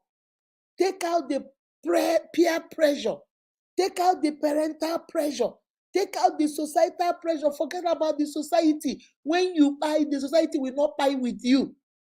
When you buy, the society will come and cry, hey, Osinachi, Osinachi. Who is talking about Osinachi now? Osinachi is gone. No? Nobody is talking about her except those children and her, maybe her husband and her family that remember her. Are we talking about her anymore? No. So that society that will make you stay there and buy is the same society that will forget you once you're no longer here. You have to stand up for something, baby, or you fall for everything. There comes a time when you have to stand up for yourself and say, I deserve more. There was another one I saw. I didn't want to talk about that one, but I like that definition too. It's the second definition I like. He said, let me see if I see it. This is the second one. Excuse me. The second one say a toxic relationship is the one that has unhealthy dynamics and causes you distress or harm because you are unstopped, manipulated, or disrespected. Okay? While we all have our moments and seasons of selfishness, we all have it. All of us are selfish. It depends on the degree of your selfishness. Okay, a true toxic person will take and take and take and take and give you nothing in return. That's another one I like. A toxic person, that's how you know a toxic person in your relationship. They will take and take and take and take and take. They will never give you anything in return. It's always about how you remember what I said about the signs of a narcissistic person, how they deserve, how they are entitled, how they did you a favor, that they are chasing you, you should be thanking God, that they are laughing with you, you should even give them money, that they sit with you and live under the same roof with you, you should be dancing. Amona bele, mona bele, they know that you should be happy because they are more important. They have a superior sense. They are more superior than you. They think they are doing you a favor. You don't even deserve them. That's how important they are. They say they take and take and take. It's always about what they can do, what you can do for them, how you can do it. They want money. They want money from you. They want you to serve them. They want you to respect them. They want you to care about them. They want you to be loving. They want you to do their job. They want. But when it is your turn, they will not remember. They want you to celebrate their birthday. They want you to celebrate when they get promoted. They want you to notice they had a haircut. They want you to notice that they are handsome. They want you to praise how handsome they are, how they have white teeth, how they are beautiful, how they are handsome, how they are this. But they will never pay you a compliment. They don't even know that you're beautiful. Even when you say you're beautiful, they say, "Well, you're beautiful, but look at me now, look at me now," because everything is about them. Everything revolves about them.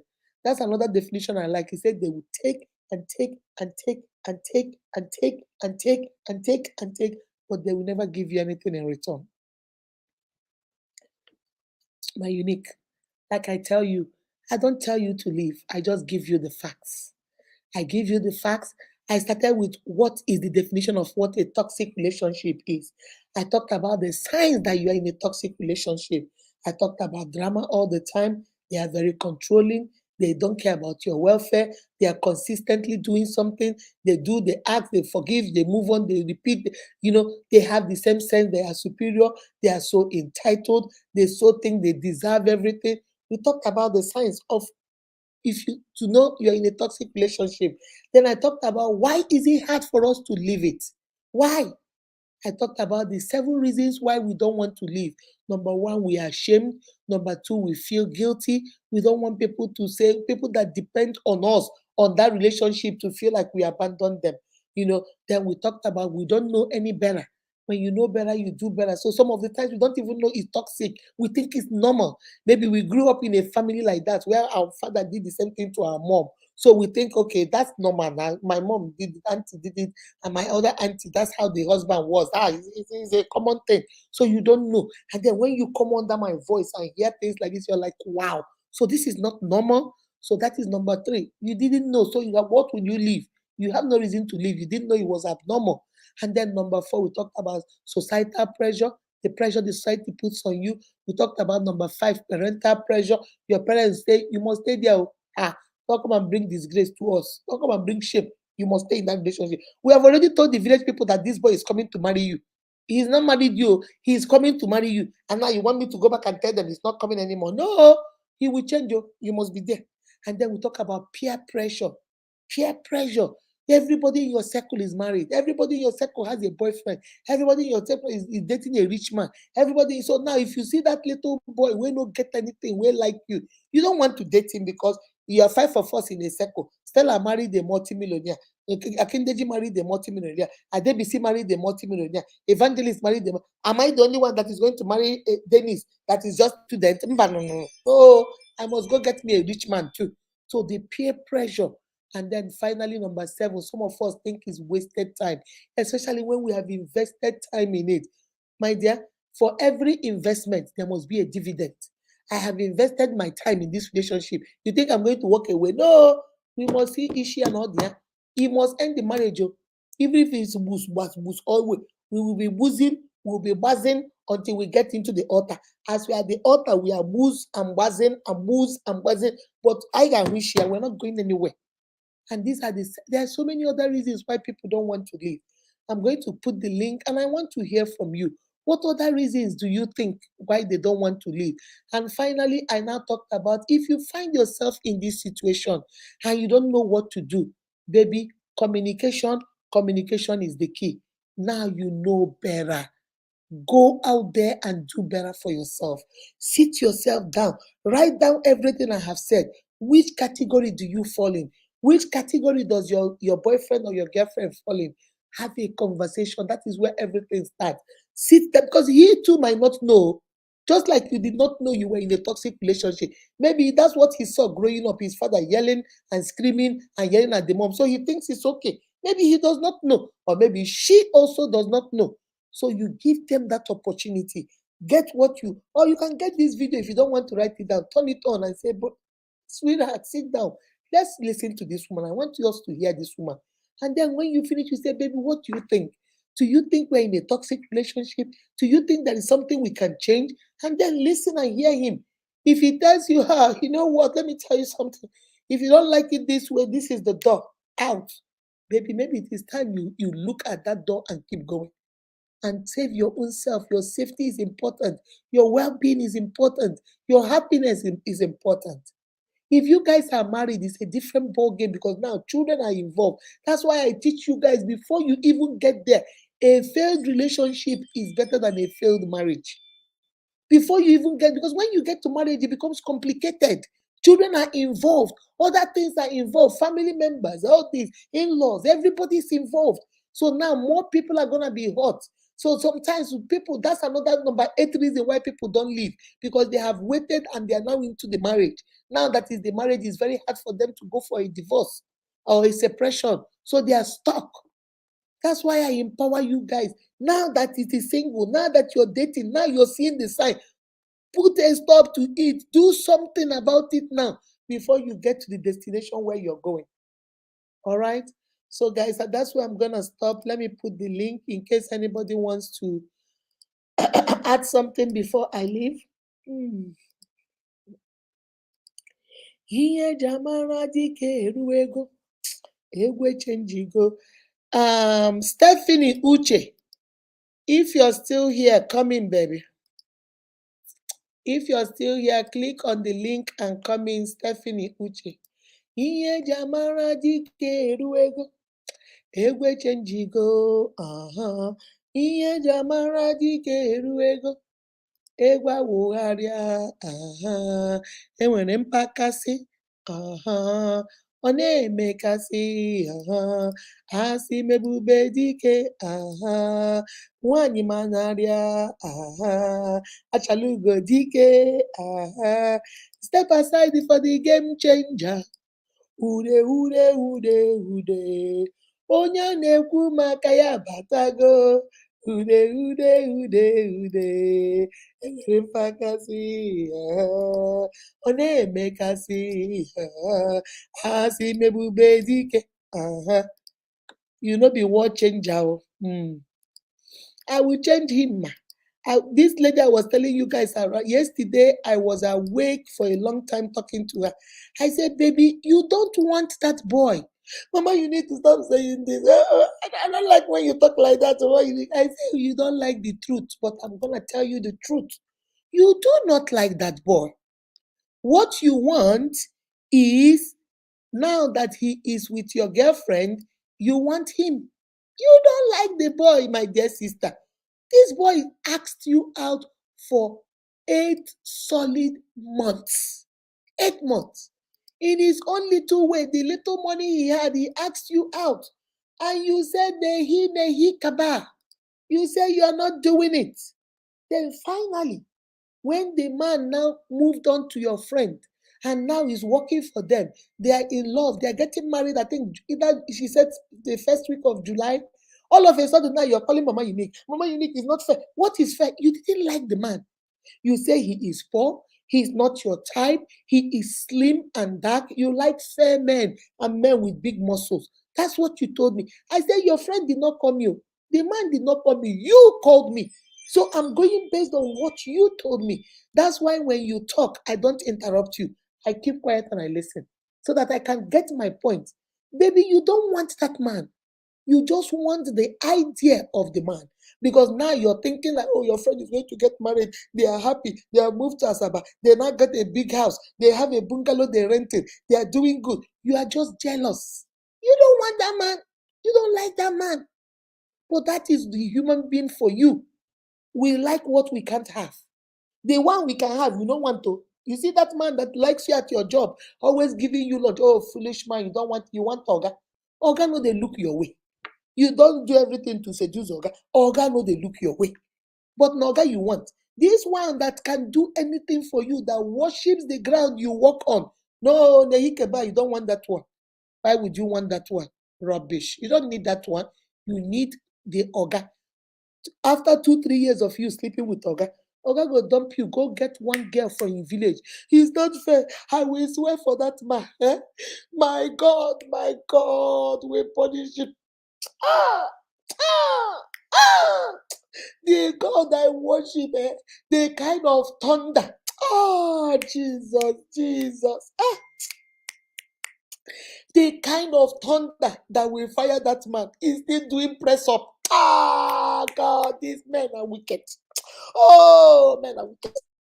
Men are not wicked. You be olodo. You don't get sense. When you were throwing yourself at that man, every time the girlfriend comes, he will hide you under the table. Did he not let you know that he does not care for you? All he cares about is sleeping with you. Whenever that girlfriend calls on the phone, he will tell you to shh. Hey baby, how are you doing? Okay, I'll see you in 2 hours. When you want to talk, you shh, because that is the place where his priority is.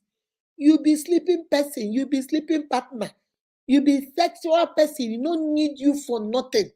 But in your mind is telling you, maybe if you sleep more, if you bring him lunch more, if you wear more short dresses, if you do more kayamata, if you do more juju, you will get him. Now you just saw his wedding card. Ah, God will punish him. Oh, chai. He did this to me. What? You want Mama Unique to agree that he did this to you? I told her yesterday, I said, baby, he did nothing to you. But Mama Unique, what about girls' code? What about if I date somebody, she should not date that person? I said, did you date the man? But kind of, he was pursuing me. Not kind of. Did you date the man? He wanted me, but I didn't want him. Okay. So you never dated the man. So she did not break no sister code. She did not. And when you were dating the man, she did not even know that you and the man was interested in you, because you never brought the man home. You were pretending that the man was beneath you. She knows that you told her that there's a boy in your work that likes you, but you never said the boy is beneath you. She never knew. Then when the man now left, the man didn't know you people were roommates. And they met in the same company, and now you're saying he's not fair. He's not fair. Why you think my heart is broken? Why you think my heart is broken? It's broken. You sure? You sure? It's not broken, nothing. You just want what you can't have. That's just it. Whoo. All right, let me do Stephanie. Stephanie, come on. Good evening, ma. Good evening, my darling. How are you? I'm fine, ma. Ma, this topic is a very good one because Yes. so many parents have pushed their children in terms of parental this thing. So many parents have Pressure. pushed their children to, yes, pressure. They've pushed their children into getting married to the person they don't want to get married to. At times some people make mistake, like some young people make mistake. Even some of our all these our parents, CWO parents, and they'll be like, since you have gotten pregnant for that person, you must marry that person. All those things, you now push the child to that man that will be beating that girl because you didn't support her as a parent, and you are not there to say, okay, since this has happened, you didn't handle it maturely, you feel that is a must. So these things are things that the society is contributing to all these things, but that one that our parents are contributing, it's more, it's More powerful, intense. yes. It's more Because powerful. yes, society is outside, you as a parent, you are inside, you are with this your child, Because you putting pressure on that. if the society puts pressure on her, but you as a parent say, Mm, no, my daughter, don't worry about it, yes. she'll be okay. Yes, she'll be Mhm. okay. She'll be like, at least I have my. But when society is putting pressure on her, you that is inside as a parent that is supposed to bring her in and help her so that she will get things right, you will also put your own pressure. That will make that child enter to the wrong hand. And later, look at the case of Ochinache, as you said now. You know, assuming maybe people around her, the family members around her, it's not even only parents, family members too can help salvage these things. Because society, they are outside, they are still far, but your family member, your sisters, they can still help you salvage all these things so that you won't make mistake. And also, what used to make people remain in those kind of relationship, those kind of toxic relationship, is the fear of getting another person. They'll be like, Yes, I've that's been another one. showcased Yeah, they're everywhere. scared. They have Yes, wasted too much time. They might not get yes, another person. another person. So that mindset of, I won't see another person, it should be erased from our young ladies or our young men. Once you are in a toxic relationship and you feel that, just let it go. Let it go and free your mind. You see that the blessing that the Lord is keeping for you will locate you. If you are holding something, if you are holding to something tight, you are holding it tight, you didn't release your hand, another thing will not enter that hand. So that is it. That is the part I want to contribute. So we parents that is listening, we should try not to complicate issues for our children. We should make, at least do our own impact, we shouldn't put pressure on them, so that when peer pressure are outside there, society pressure outside there, at least our own help will be countering all those things, and with by God's grace they will get it right. So that was my own contribution, ma. All right, baby. Now, you are one of the people I picked out for May Random Act of Kindness. Wow. So, what's your bank account? What's your name? Name of the bank. Oh God. Access, ma. Okay. One, two, I saw, three. hold on a second. I saw three of you. I hope the other two are still here. Hold on. God bless you, ma. Okay, give me 1, 2, 3. 87 Mm-hmm. 69398. Okay, let's see. Uche So Deborah Chidima. oh, I see Deborah Chidimma Uche. Okay. Yes, So ma. you get 20,000 random Oh, at kindness. mommy, God bless you, ma. God bless you, ma. I'm grateful. Thank you so much, ma. You are so welcome. God will replenish you. God will continue to make Unique Akudo TV to grow in Jesus' name. No power will stand against it. And the Lord will continue to use your messages, your inspired teachings to touch lives. In Jesus' mighty name we have prayed. Amen. Amen. Thank you so much, ma. I'm grateful. Amen. All right, baby. Let me get. I just sent it to you. Thank you, love. Let me get Adamu. Adamu, come in, my love. Good evening, Mr. ma. Adamu. Yes, ma. Adamu, Good evening. this your Yes, picture. ma. Your picture that I posted on Facebook. Yes, ma. I did not know you're this handsome. Oh, Adam, I go begin look for wife for you. I didn't know you were this handsome. I say, hey, Adam, na fanboy. Oh. Adam, no worry, I go get you a good woman. A good woman. Thank you. My brother was doing the 2024 marriage.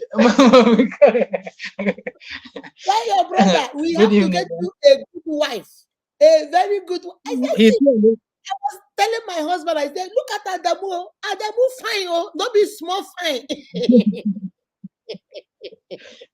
Thank you, ma. Thank you, ma. I really appreciate. Thank you for the other day. Thank you for the act of kindness. I really appreciate, ma. You're welcome. You're I'm welcome. grateful. What I wanted to say concerning this topic, and I don't know what happened. They stopped me. I can't even comment. They said I can't comment on this I say I don't too much comment there. I'll be waiting this evening. I was trying to comment. They say I can't comment. I don't know which way I can't do there. I said which one I do Facebook this evening Your again. village people are angry with you. I thought it will not work. People, my friends are calling me that I say, what did you do that woman when she give him money? Say that they saw my picture on Facebook. I say, I don't do anything. No. Me and her will not even sabi you. I say I be Medigori, she be Igbo, nothing join us. So they were busy asking me. Even me, I was shocked. Say, what did I do to you? I said, I don't do anything. Me, man, I don't know. So the thing was like, thank you. I really appreciate it. Yes, ma'am. Like the topic, the way you are saying, I want to talk about the influence of the parents concerning this topic. You know, at times our parents they do some of those things depending on our attitude. Because there's a practical example of one of our sisters. You know, when she was growing as a lady, she's that kind of a stubborn lady. That even if you say, this why if you marry, your husband will hear him well. You know, that kind of a thing. So during her wedding, for her, you know, that to put that kind of fear in her, like if you go that house, if you come back, maybe me and you die there because I know you. Because the father told her that if your husband reports you, I will tell her, say, you know, they hear what? He should beat you well. That right from your childhood, you are a stubborn child. You know, that kind of a thing. So mistakenly, they told her like this. And unfortunately, she fell into the wrong hand. She married the wrong person. You know? So she decided to stay there because of, if you come back this house, I will tell her and say, they hear what before. Because of the way she grew up and she met the wrong person. So that's how she stayed there. This man pana beat this girl up and down every day. Domestic violence, drama. She stayed there. So eventually, people now start talking. This thing is getting out of hand. This thing is getting a big. Now the man now started. He say, okay, anyhow, this is my daughter. She's stubborn, but let's look into it. As the thing, at last, the letter got divorced. The father went there, pick her, but up to now she's at home. She did not remarry. You know, that kind of a stuff. So you know, that's where the societal whatever came in. Though, like anybody that wants to come. It was both societal and parental. In her own case, she had that kind of this one a divorcee. And I know it's for sure for the husband house. You know that's where the societal wahala now came in. And there's something about the we observe, like the ladies now at those days. You know, some of them they don't even want to marry, but for them to stay single now wahala. They would like to go in there and cause the havoc. And some of them, they meet the men that are willing to marry, good men. But because they are not willing, they just that kind of a thing. I don't marry before. Maybe I just have a child. At least I don't do one. When I go tell me anything, it's just the marriage. And there's this language they normally use that if it's not going right, I will walk out. I'll walk away. Yes. That can work with me. Normally, they normally grab that thing now. I'll walk away. I'll walk out. So some of them, they don't even have the intention. And they married the right person. So the husband will be there busy, kind of like work things out, you know, because he wanted it. He's a good person, but because she has her own go into the house, so she will cause the havoc. She will cause whatever it is, and before you know, one person will suffer. So there is a lot of things going on. Okay, like there is a practical one here. Even me, I make a comment before the wedding. The girl, she's a fashion designer and she's a civil servant. She normally sold to one of our girl here in the house. So when during her wedding, I now saw the husband. I said, this princess husband. They said yes. I said, which tribe? They say Igbo. If you see the guy, very tall, handsome young man, very looking, and he's a banker. Though the girl is the only daughter of the parents, and the parents are rich. Before the wedding, now I tell one of my sisters that she normally. I said, this princess husband. I said Igbo and Gbagi. I said this combination no go. It's too far. At least Igbo and Yoruba we can manage, but Igbo and Gbagi. But they said no wahala, let them move. But I said this marriage, something is fishy there. You know, if you see the guy is not that pretty, that kind of a girl, you know, but her parents are rich and she's the only daughter. This man is coming for something. He doesn't love this girl. My mother now say this will not put you for trouble one day. I said no, but it's obvious. What I'm saying with the guy, with everything is obvious. Could you imagine, like right now, the marriage is not up to a year. The girl don't hear well. Expectation, he didn't get the expectation. She even has a miscarriage at 6 months, whatever. This man did not even care. They said that even if she is not feeling fine, he doesn't take her to hospital. They has to come and call her parents to take her to hospital because the parents are our neighbor. I said, I said, this one princess enter. I said, this one, if not me, I go japa. She been at 1 year.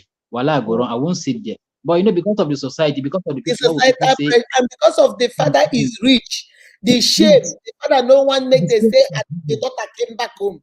only one daughter, you know, all those kind of stuff. I think the thing is just kind of, even I pity the guy because I know her. She come to our house. I know the family, everything. I said his expectations were not met.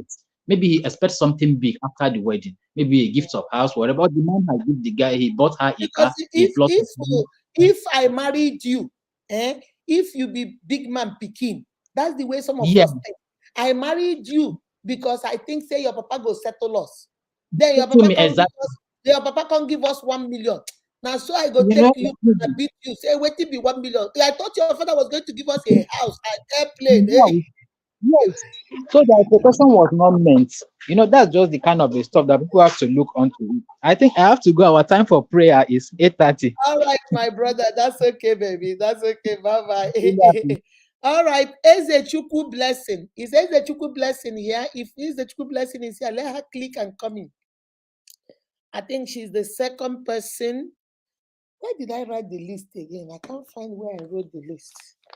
Ezechukwu blessing. Where is Ezechukwu blessing? Guys, I have so many pieces of paper here. I don't know where I wrote the names of those 3 girls. Okay, Stephanie. Nwamarabia Perpetua. Ezechukwu blessing and Nwamarabia Perpetua. Those are the 2 people I saw. And Stephanie Uche were 3 people for random act of kindness, 20,000 today. So I'm gonna give Nwamarabia and Ezechukwu blessing a little bit of time, and then I'm gonna leave. If they don't come, you guys know me. You snooze, you lose. You snooze, you lose. All right, guys. Some of the times, like was it Uche that said 2 more reasons? You know, I gave you guys 7, but 2 more reasons Uche Stephanie said that I like is number 1. The 8th reason, which I will add, is that some people have this mentality that nobody will want them. I have dated you for 7 years. I've dated you for 6 years. I've dated you for 4 years. Everybody in the neighborhood know it's me and you. Everybody along the street know it's me and you. Everybody in your own street know I come there, you're my boyfriend. So if I leave you, who else will come for me? And then when they begin to tell you all the time, if I leave you, nobody will like you. Nobody will like you. Power of brainwashing. Now you're beginning to think that maybe if they dump you, nobody will want you. If they really leave you, nobody will want you. So most of the time, you just decide to, you know what? We use that favorite language. Half bread is better than none. Half bread is better than none. Half bread of rubbish is not better than none. If you're eating half bread of bread broca, if you're eating half bread of sour bread, if you're eating half bread of poop, it's not better than not having anything. But you know, we just say half bread is better than none. No, it's not. Okay. So most of the time you feel like it's better. Well, let me just there's something they say, ajodi kaomudi. There's a way they say it, like it's better you have a bad husband than to have a bad husband. There's a way they say it in Igbo culture. So you know, we tell ourselves that it's okay. Who will want me? Everybody in this Mbise Road knows that I'm dating Nelson. Everybody in Teslo knows I'm dating Nelson. Everybody in Wedra Road knows I'm dating Nelson. Everybody in Ihuba, in New Owerri, Omogoma, Irete. Everybody in that neighborhood know. If I come out, everybody say, oh no, that's Nelson's girl. So now if I dump Nelson, who else in this area is gonna want me? So most of the time, that's why we stay in a toxic relationship, because we are afraid of the unknown. We are afraid that nobody will want us. Maybe somebody will want you. It depends on, maybe that one is not yours. Yours is still outside there watching you. And as long as they are watching you, they'll say, well, Akudo is already with Nelson, so let me not bother. But when they see that you've come out of there, you carry yours. Not come out and sleep with everybody on your street. Come out, add value to yourself, carry yourself with dignity, character, know who you are. I'm telling you, all of them will start coming back. People see you the way you see yourself. When you come out from that 6 years relationship, you stay on your own, you rebuild yourself, you rebrand yourself, you reevaluate, you recalculate, you upgrade, you update yourself, add more value. Baby, you are still the priority. Don't let nobody deceive you. Nobody will want you. Who told them? Are they God? Are you Jesus? That's how my children, when my children were young, when Casey will say something to Buchi and Buchi does not agree, Casey will say, okay, we'll see. Buchi will say, are you Jesus? Are you Jesus? Are you God? No, you're not. And then the last one is financial benefit. Some of us were in it, not because of our parents, not because of remember I talked about guilt of your parents not getting what they used to get. In this one is you, financial benefit, what you're benefiting on your own. Maybe he gives you money, maybe she is cooking for you, cleaning, giving you free pekus and everything, free bola, free pekus. So because of that, you say, you know what, let me just, even though I don't want to marry her, even though I don't want to date him, even though I don't like him, but at least let me be getting it and just be waiting for the right person to come. But you don't know that as long as you're holding on to this one, the right person will not come, because the right person is looking at you and seeing that you're holding on to this one. The only way the right person will come is you have to let go and let go and let go. Then when you let go and rebrand yourself and package yourself, reevaluate yourself, add value to yourself, then those people will say, oh, let me see. Oh, Akudo is no longer with him. This girl. Then they will come. But when you are using one leg to hold nursing and then using the other leg to say, I'm available, I'm available, nobody is coming. They will say you're not unavailable, because they know that you're using one leg to hold nursing, you're using one leg to hold Akudo. If you want to be available, then you have to cut it off and be available. All right. If, like I said, if you're married and you didn't know that he was a toxic man, you didn't know she was a toxic woman, you didn't know she or he was a narcissist, and you didn't know that about it, you now found yourself in a narcissistic, they pretended very well you didn't know. Now that they have you hook, line, and sinker, now they're bringing out their real personalities. You have 2, 3 children. There's nothing you can do, even though you can go meet somebody to help you do, give you some coping skills to move around it, is not left for you to decide what you want your children. Do you want them to stay in this environment that is so toxic and grow up being toxic human beings, or do you want to find coping skills and try to teach your children along the way so that they know that this is not acceptable? This is not acceptable. But why immediately mommy and daddy gets their footing, something is going to change. This is not acceptable. So that is now marriage is a little bit different game, because now you have to consider so many things. But when you're just by yourself, you're single, you're dating, it's just you. You can decide and say, no, I don't want this, and cut it off. Nobody is going to give you wahala. But when children are involved, it begins to be a little bit more complicated. All right? It's a Chukwu blessing. Thank God. Hello, mommy. Good evening, ma. God, you left and then they called you to come back. No, ma. I was trying to enter. Oh, the thing is not. I'm using YouTube now to enter. I was trying on Facebook. The thing is not going. Good evening, ma. Good evening, my darling. How are you? I'm fine, ma. You? I'm good. You are one of the... Shut up. Don't shut my baby up. What rubbish. Don't shut that baby up. Why are you telling him to shut up? He needs to speak. Are you not listening? That's disturbing me. Yeah. He wants to talk.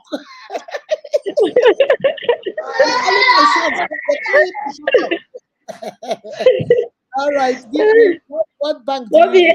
Hey, thank God, mommy. I'm so surprised. Thank you so much. Thank you. So God bless you, ma. Bless you too. What's your bank? UBA, ma. United Bank of Africa. Okay, give me the numbers. 22 699 710 84. Gị na-akpọ gị na-ekwu nwa gị na-akpọ m n'azụ ebe ahụ.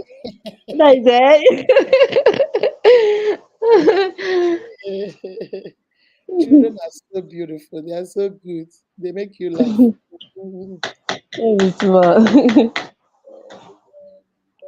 I I love kids.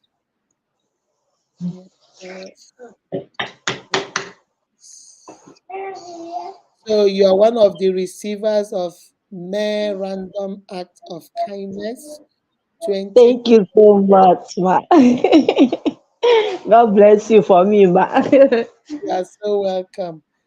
Thank Wow, you. I'm about to leave. Wow, Marabia. Okay, check Thank your you so text. much. I sent it. All Thank you right. so much.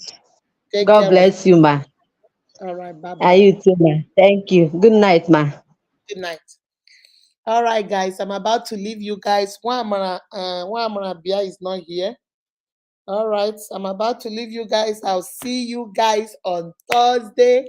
Take care of yourself. Business empowerment contestants. I have started noticing some of you already have started buying views. I've approached some of you. Before I wanted to delete those videos, but I'm not gonna delete it. I'm just gonna leave it. But when I start calling the names and you don't see your name, I've already told you, so you will know. Okay, I've already told you guys because I wanted to delete it and give you guys another chance to upload another video. And then some other people came to me and said, Mama Unique is not fair because they have already gone to go buy views. They have already messed up. If you give them another chance and upload it, then you should also give us a chance. At least give us another chance. So, and which makes sense. I like to be fair. So I now had to tell some of my sisters, I already told them I was going to delete it, but I had to go back and tell them I'm not going to delete it because if I do it for them, I'm a very fair person. I don't like to do for some people and I don't do that. So if I delete your video because you say you were not the one but some of them say they don't even know who was the one putting the views for them. It's not them. They don't know. All they saw is that their view just rose overnight. They don't know who did it and they know it's not them. Okay. And I said, okay, since you know it's not you, I'm going to delete it and you start all over. But when I suggested it to some of my uniques, they are like, Mommy, it's not fair. Because there are people that had maybe 1,000 views that did not make the first 45. So if you delete it and upload it again for them, those people that had 1,000, you can also upload them. Those people that did not share, but they have high view, 2 of them, you say you're not going to take from them. So why don't you also pardon them and let them, So after so many things, I say, you know what? It's true. So I'm not going to do it. But because if I do it, the other 2 people that didn't share, I also have to, because they also say, Mommy, from now on, let me start sharing. So I can also say, you know what, I'll bet your video and start. So if I say I'm not going to do it for them, I am not going to do it for other people, okay? So I'm very sorry, but we have a lot of contests. We are after this one now. We are going to do empowerment for students.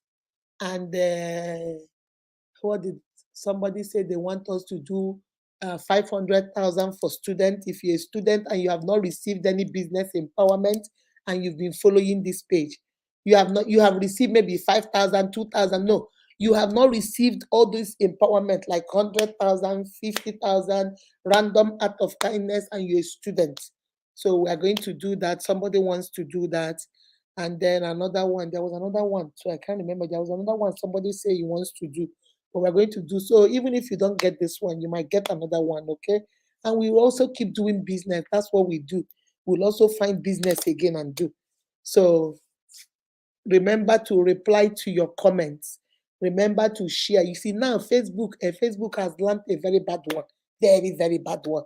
Now, when I go to the back of your video, I can see how many 3 seconds view. I can see how many 15 seconds view. I can see how many 1 minute view. I can see total views, total minutes that watched your video. And then I can see the plays. They now have plays. I can now see how many plays. I can see how many replays, people that replayed it, and how everything is now back there. So that's how I'm catching those of them that are buying views, because you cannot come and tell me you have 1,000 plays. But when I come to the views, in that 1,000 plays, you have only 60 views. You have only 10 minutes watched. How can you have 1,000 views and you have only 10 minutes watched? And then you have only one 1 minute view, only one. Then you have only 3 15 minutes view, but you have 1,003 seconds view. It's not even at 1,000. 3 seconds times 1,000 will give you about 3,000, right? About 3,000 seconds. 3,000 seconds divided by 60 minutes, because 60 seconds make up 1 hour. So 3,000 divided by 60 is going to give you roughly about 2 or 3 hours, really, or maybe something about 20 something or whatever. So when I'm looking at it, I'm trying to divide it with the math. It's not matching how many minutes you have. You have only 10 minutes. How can you have 10 minutes altogether watch, but you have 1,000 views? It's not possible. And then you have only 1 minute view. Only 1 minute view. And then the back there will tell me average of how many minutes you have. And I'm looking at your average. Average is telling me that average is 10 seconds. Remember, average is the highest and the lowest. Divide by 2 will give you the medium in the middle, and that's your average. So that means for you to get 10, that means some people watch for maybe 10, maybe for 5 seconds. Some people watch for maybe 15 seconds, and then 15 plus 5 is 20. Then they divide it by 2 to get that 10 seconds. Okay, that's how they did it. So I don't know what your highest was, what your lowest was, but they gave me an average that people that watch your thing watch it for 10 seconds. If you times 10 seconds, 10 seconds by 6 people will give me 1 hour, which is 60 seconds. One will give me 60 seconds, make up 1 minute. Okay. So if 6 people watch it, is 1 minute.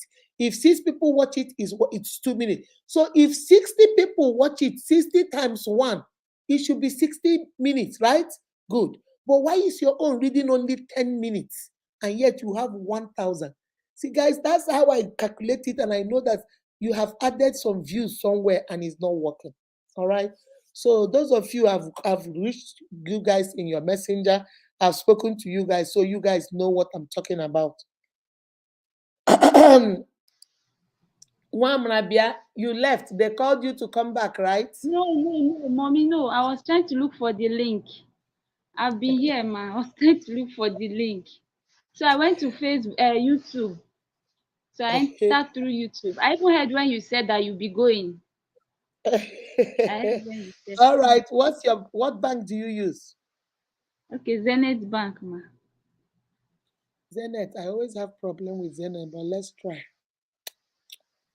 Zenith network is so bad. Zenith International Bank. Okay, give me the account number. 2256. Okay. 2737. 84. 84. Okay. What's the name? Madewesi Nwamarabia Perpetua. Okay. How are you doing? How are you doing? You're fine? Okay. I don't normally see you I don't normally see you come live, but I see you comment. Yes, I do comment. I do engage. Even I used to see the notification, but most time when you come live, it will be that I'm attending to my children. Mostly, maybe I'll be bathing them or we're about to eat. So the time doesn't work out too much all the time. But I do follow up. Yeah, but you will try at least once in a while to come. Yes, you try, because we stay live for almost an hour or sometimes 2 hours. So you can try and make it. Yes, I followed from the beginning. And I know when you said that you are seeing someone that don't used to stay, I know that you were talking to about me. Yeah, because I know every one of you. You are very active. You comment, you watch videos. I know you very well.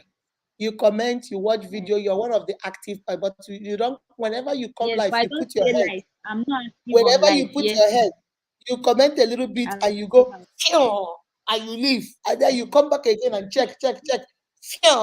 You leave, and then you come back. So I know. Mommy, sorry. I Thank you, ma. Today, my daughter was holding the phone. She was holding the phone and she was following following up as you were singing. She was just carried away with your song. So I now left her so that she will continue.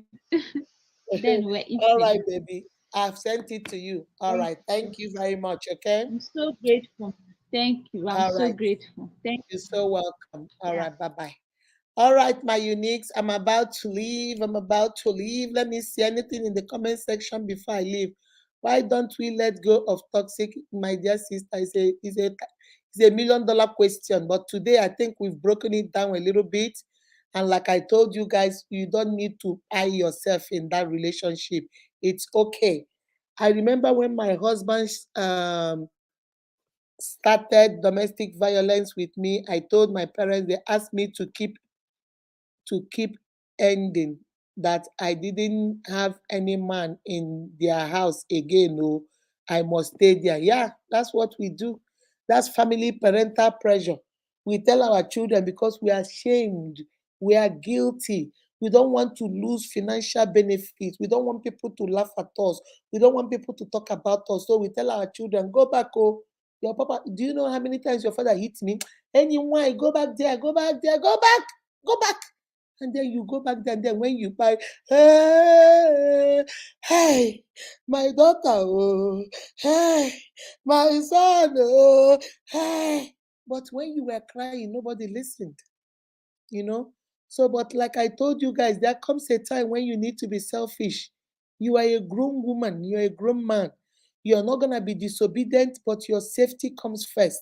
You have to be alive before you can be dating. Talk of marriage. Is only married.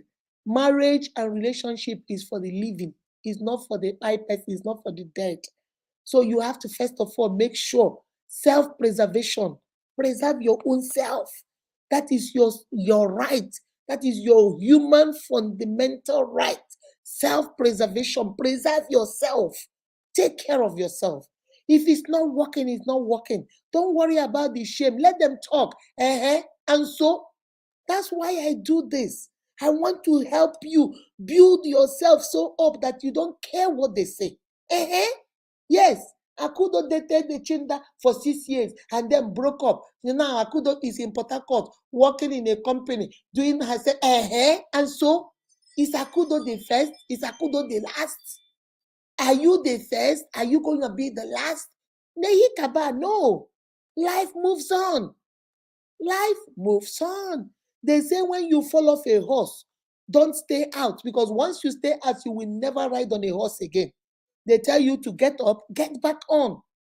Life continues. Life goes on. Life goes on. Yes, you dated Akudo for 6 years. For that 6 years, you were dating Akudo. Akudo was beating you. Akudo was lying. Akudo was cheating on you. Akudo did not make you a priority. One day you listen to Mama Unique Akudo and you say, enough is enough. I am better than this. And you decide to say, Bia, come here, Chinda. We're not doing this anymore. I think I can do better. I can do bad all by myself. I don't need this. And then you leave. Yes, they will talk. Look at her. Look at her. Like she dated him, that she left. And so after 1 week, they will forget it. The next news, they will move on to the next news. Move on with your life. Add value. Whatever that was the problem there, maybe you had no self-esteem. That's why Chinda treated you. Go get a self-esteem. Go get a coach. Go get motivational books. Go listen to motivational talk and build yourself up. Maybe the reason why they were beating you over there was they said that you don't know how to cook. Go and start buying stuff and start cooking from YouTube. Give yourself some YouTube lessons. Maybe they say that the reason why they were not taking care of you is that you have a body odor, you stink. Baby, go find out what you need to do. You need to put on your body. If you need to take a bath twice a day, if you need to carry roll-on, if you need to carry your cologne, little cologne everywhere you go, if you need to have mouth spray, lip, anything, change. If they say you don't know how to do your hair, you can never do hair, go cut that hair. Mine is cut. Cut it and look good with it. Anything they say, add value, upgrade, update, evaluate, recalculate, reevaluate, add value to yourself. You will see the right person will come. That one was not the right person. Stop taking round peg and forcing it into square holes. It doesn't match. You know you people don't match. You know you are not happy. You know this is a toxic relationship. You know you are not well. Your well-being your happiness, your safety, your emotional harm. You have been disrespected. There is a lot of manipulation going on. You know all these things. Why are you still trying to say, I must spy here? You see this relationship, 8 years of my life down the drain, it is not happening. I must stay here. Why? Why? That shows me you don't even know who you are. That shows me you don't have any self-esteem. That shows me you think you are a nobody. Baby, you are a somebody. You matter. You count. You matter. You count. You are somebody. If they don't want to make you a priority, then leave them alone and let them be an option. Let me tell you something. I'm going to leave you with this. When people do not appreciate your presence, you give them a gift of your absence. If they do not like your presence, you are dating them and they don't appreciate it. They don't respect you. They emotionally harm you. They are always manipulating and intimidating, abusing and using you. Baby, deuces, give them a gift of your absence. Go heal, go feel better, and come back fully charged. And the right person will be attracted to you. Remember, what you put into the universe is what you get back. If you're going to put into the universe, I am broken, I am used, I am manipulated, I am desperate, that is the kind of people you will attract. But when you go and take care of yourself, reevaluate yourself, know your value, and come and throw into the universe, I am a confident, well-meaning, contributing member of the society. I'm going to carry my head high, walk straight, and know who I am. Guess what? You will attract the same kind of people. That's what you will attract. All right? Love yourself, my unique. If they don't want to love you, love yourself. There was a quote I saw. It was so funny. I was reading it to my husband. He said, I don't care if you don't like me, because if you refuse to call me, MTN will call me. If you receive to, no, he said, if you do not text me, if you refuse to text me, MTN will text me. If you refuse to call me, people I'm owing will call me. If you refuse, there was something else. I'm going to go find it and post it. That thing was hilarious. I love me and Nelson. We were just laughing. He said, I don't care if you don't like me. Do you know why I don't care? If you do not text me, MTN will text me. If you do not call me, people like, oh, will call me. There was a third one he said. But trying to tell you, really, it doesn't matter whether they like you or not. It doesn't matter whether they put pressure on you. Just be you. You know the right thing, you know the wrong thing. Do the right thing. Do the right thing. Worship your God. Love others. Try your best. And let God do what God does best. All right?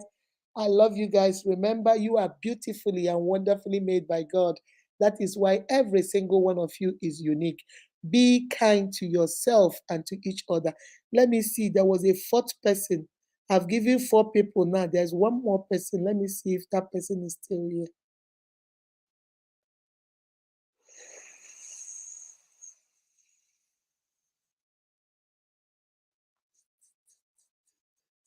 Winnie Bandy, how are you, baby? I've not seen you for a very long time. I hope you're doing well. Winnie, I hope you're doing well. Hold on, let me see. Hold on, let me see. I think they left. I think they left. Ojima, my baby, how are you? Work with and work with dignity and respect. Yes, my love. You work with dignity and respect.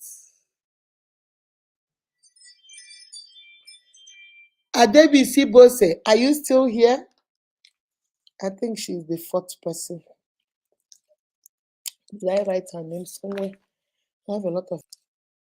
Okay, that's it here. Adebisi Bose, are you here?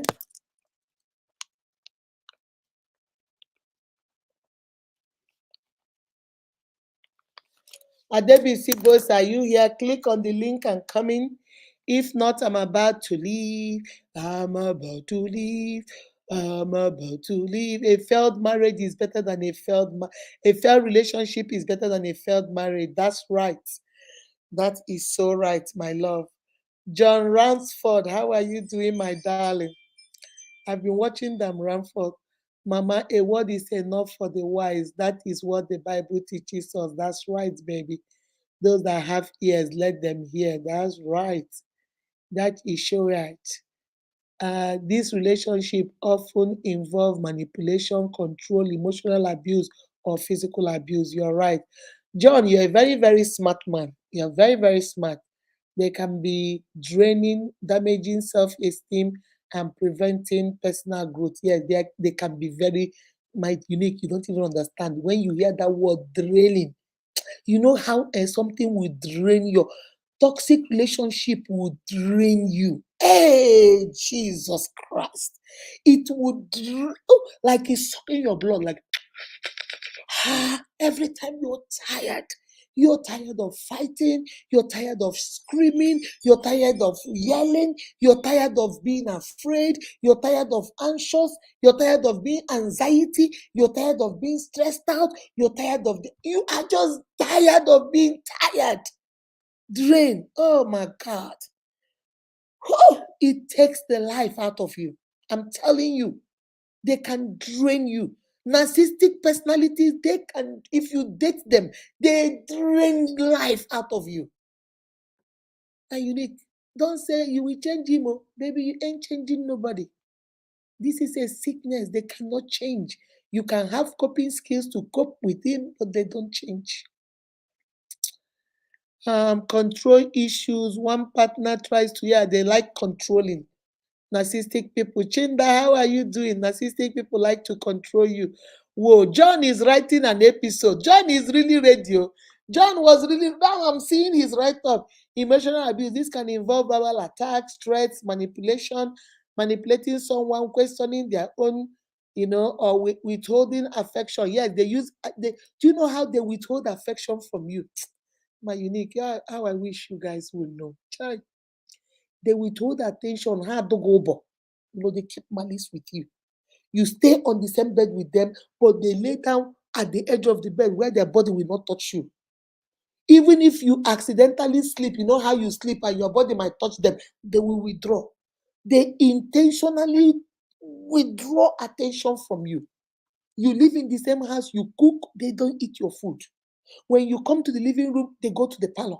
They go to the bedroom. You come into the bedroom, they go to the living room. The only time they come and lay down, they lay down almost about to fall off from the bed so that they don't touch you. Jesus. Do you know what that does to a brain? That is psychological warfare. Do you know what it does to your brain? Do you know what it does to your brain? It makes you feel like you are nothing. Jesus, God, help us. God, please help us. They make you feel like you are nothing. You begin to walk on eggshells. You're so scared. You don't know what to say. You don't know what to do. You don't know what you did. Even if somebody come and ask you, what did you do wrong? You don't know. But he's just withdrawing attention. Or women, we do that. We withdraw attention from the men. Anything sex, he will touch you. Keep your hands to yourself. He will put his leg on your leg. Keep your leg to yourself. You just, you lock up shop. You lock up the shop, take the key, throw it away. Say rubbish. It's you. I will show you Pepe here. Me and you. We shall see. God will help us. Adebisi. Good evening, ma. Good evening. How are you? I'm fine, ma. How are you doing, ma? I'm doing great. Thank you so much. I don't even know what to say. Don't say nothing. This is what they call 12-hour miracle. I don't even expect it. In fact, what's your bank? Echo Bank, ma. Where is my favorite pastor? I've not seen him for some time. He's very busy, and they have his place of work. They have a lot of some problem happen 2 months ago. So okay. didn't have time. All right, give me the number. 477 177 477. Okay, 4 477. 00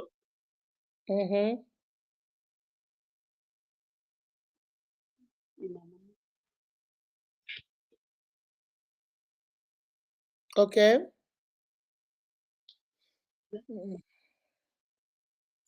17 Hold on, I didn't hear you. 477 00 0 17 17 683. 683. Yes, ma. Okay. God bless you, ma. Bless you. God bless you. Lagos. This is also surprising. In fact, God bless you, ma. God bless you. Thank you so much, ma. You are so welcome. May you live long to meet the fruit of your labor in Jesus' name. Amen. Thank you so much. Amen. I'm so grateful. God bless you, ma. Bless you too, my love. Bless you too. Say hi to my Papa G.O. All right, ma. I will deliver your message, ma. All right, baby. Thank you, my love. Bye-bye. All right, guys. That's the 5 people I told you. And next week, I might have another 5. And then we're going to finish for May. And then we move on to June. And see. I might do 5 more, or maybe 2 more, or 3 more. I don't know. But I'll see what happens. Or I might not even do another one. I'll see. We go as the Spirit leads. As the Spirit leads, that's how we go. They will never give you anything in return. No, baby, they don't. Silas, they don't. They just keep taking and taking and taking. You will do everything for them. It's my birthday. What did you buy me for my birthday? What did you buy me for my graduation? What did you give me? Why don't you pay for food? Why didn't you buy me food when you were coming? Why did you not buy me shirt when you went for shopping? Why did you not buy me shoe when you went to buy? But from the day you started dating them till today, they have not given you toothpick before to clean your teeth. Toothpick, they have not given you. But every day they're demanding what you should buy. I don't you know I'm the man, I'm the man. Don't you know I'm the woman? Women will say, I'm the woman, you should be taking care of me. The man will say, I'm the man, you should be taking care of your man. God help us. Our partner isolation is another way. That's good. Isolation is another one. They will isolate you from everybody and everything you hold there. So there is nobody you will tell. These people, they do a lot of work. Oh. Recognizing these signs is very crucial. That's right. Seek support. Yeah, that's another way. You can, like I told you, the first thing you do is identifying the problem is the first step of solving any problem. Now you know. Now you know. Now you know. You cannot say you didn't know. Now Mama Unique has told you. If you have a sister, a cousin, a friend, please send this video to them so they can also listen and know. And the one I did on the how to deal with narcissistic people, and the one I did about the signs of a narcissistic person. Okay, so when you now know, the first thing you do, you acknowledge it. Second, you talk to whoever you need to talk to. Seek support, seek help. Want other food? Oh, seek support, seek for help. Tell somebody, get help. Don't go and buy yourself in silence. Most of us like to cover up. The man will not buy anything for you. You buy something for yourself and say he bought it. The man will not take you out. You take yourself out and come and show it on Facebook that he's the one you take it. Don't lie. Don't lie. Because what you do is when you lie and present them as the good people that they are not, now you have given them license to be bad to you, and you don't have the mouth to tell anybody because you are the one that went out there and told them that he's such a phenomenal man. Oh, he's such a phenomenal woman. Now, who you go tell again, say, I lied. So they hold you to that, and then they maltreat, abuse, manipulate, intimidate, use you and abuse you. Then they know you will not tell anybody because they know you'll be ashamed to tell. So sometimes you need to seek for support. Talk to people. There must be 1 or 2 people they respect. Find those people and talk to them. Expose it. Expose certain things, not at the market square. Don't go exposing him everywhere, but talk to the people that matter in his life and in your life, and take a step back. Not be only you love. Take a step back and re-evaluate the situation. If it's that toxic, maybe you don't need it. Take a step back and then go get help. Let him or her go get help. And then at the end, you guys can come back. If it's working, it's working. If it's not working, you guys go your separate ways. Everybody that comes your way is not meant to be your husband. Every woman that comes your way is not meant to be your wife. It's only one wife that you're created. It's only one rib that they took, just one. They didn't take 5 of it. It's only one. Until you find that one, stop trying to take other people's rib and try to force it into your rib. It will not fit. It's not yours. All right? I'll see you guys on Thursday. Take care of yourself and each other. Remember, you are beautifully and wonderfully made by God. That is why every single one of you is unique. Be kind to yourselves and to each other. Bye-bye. Now you know. A biggie baller sing.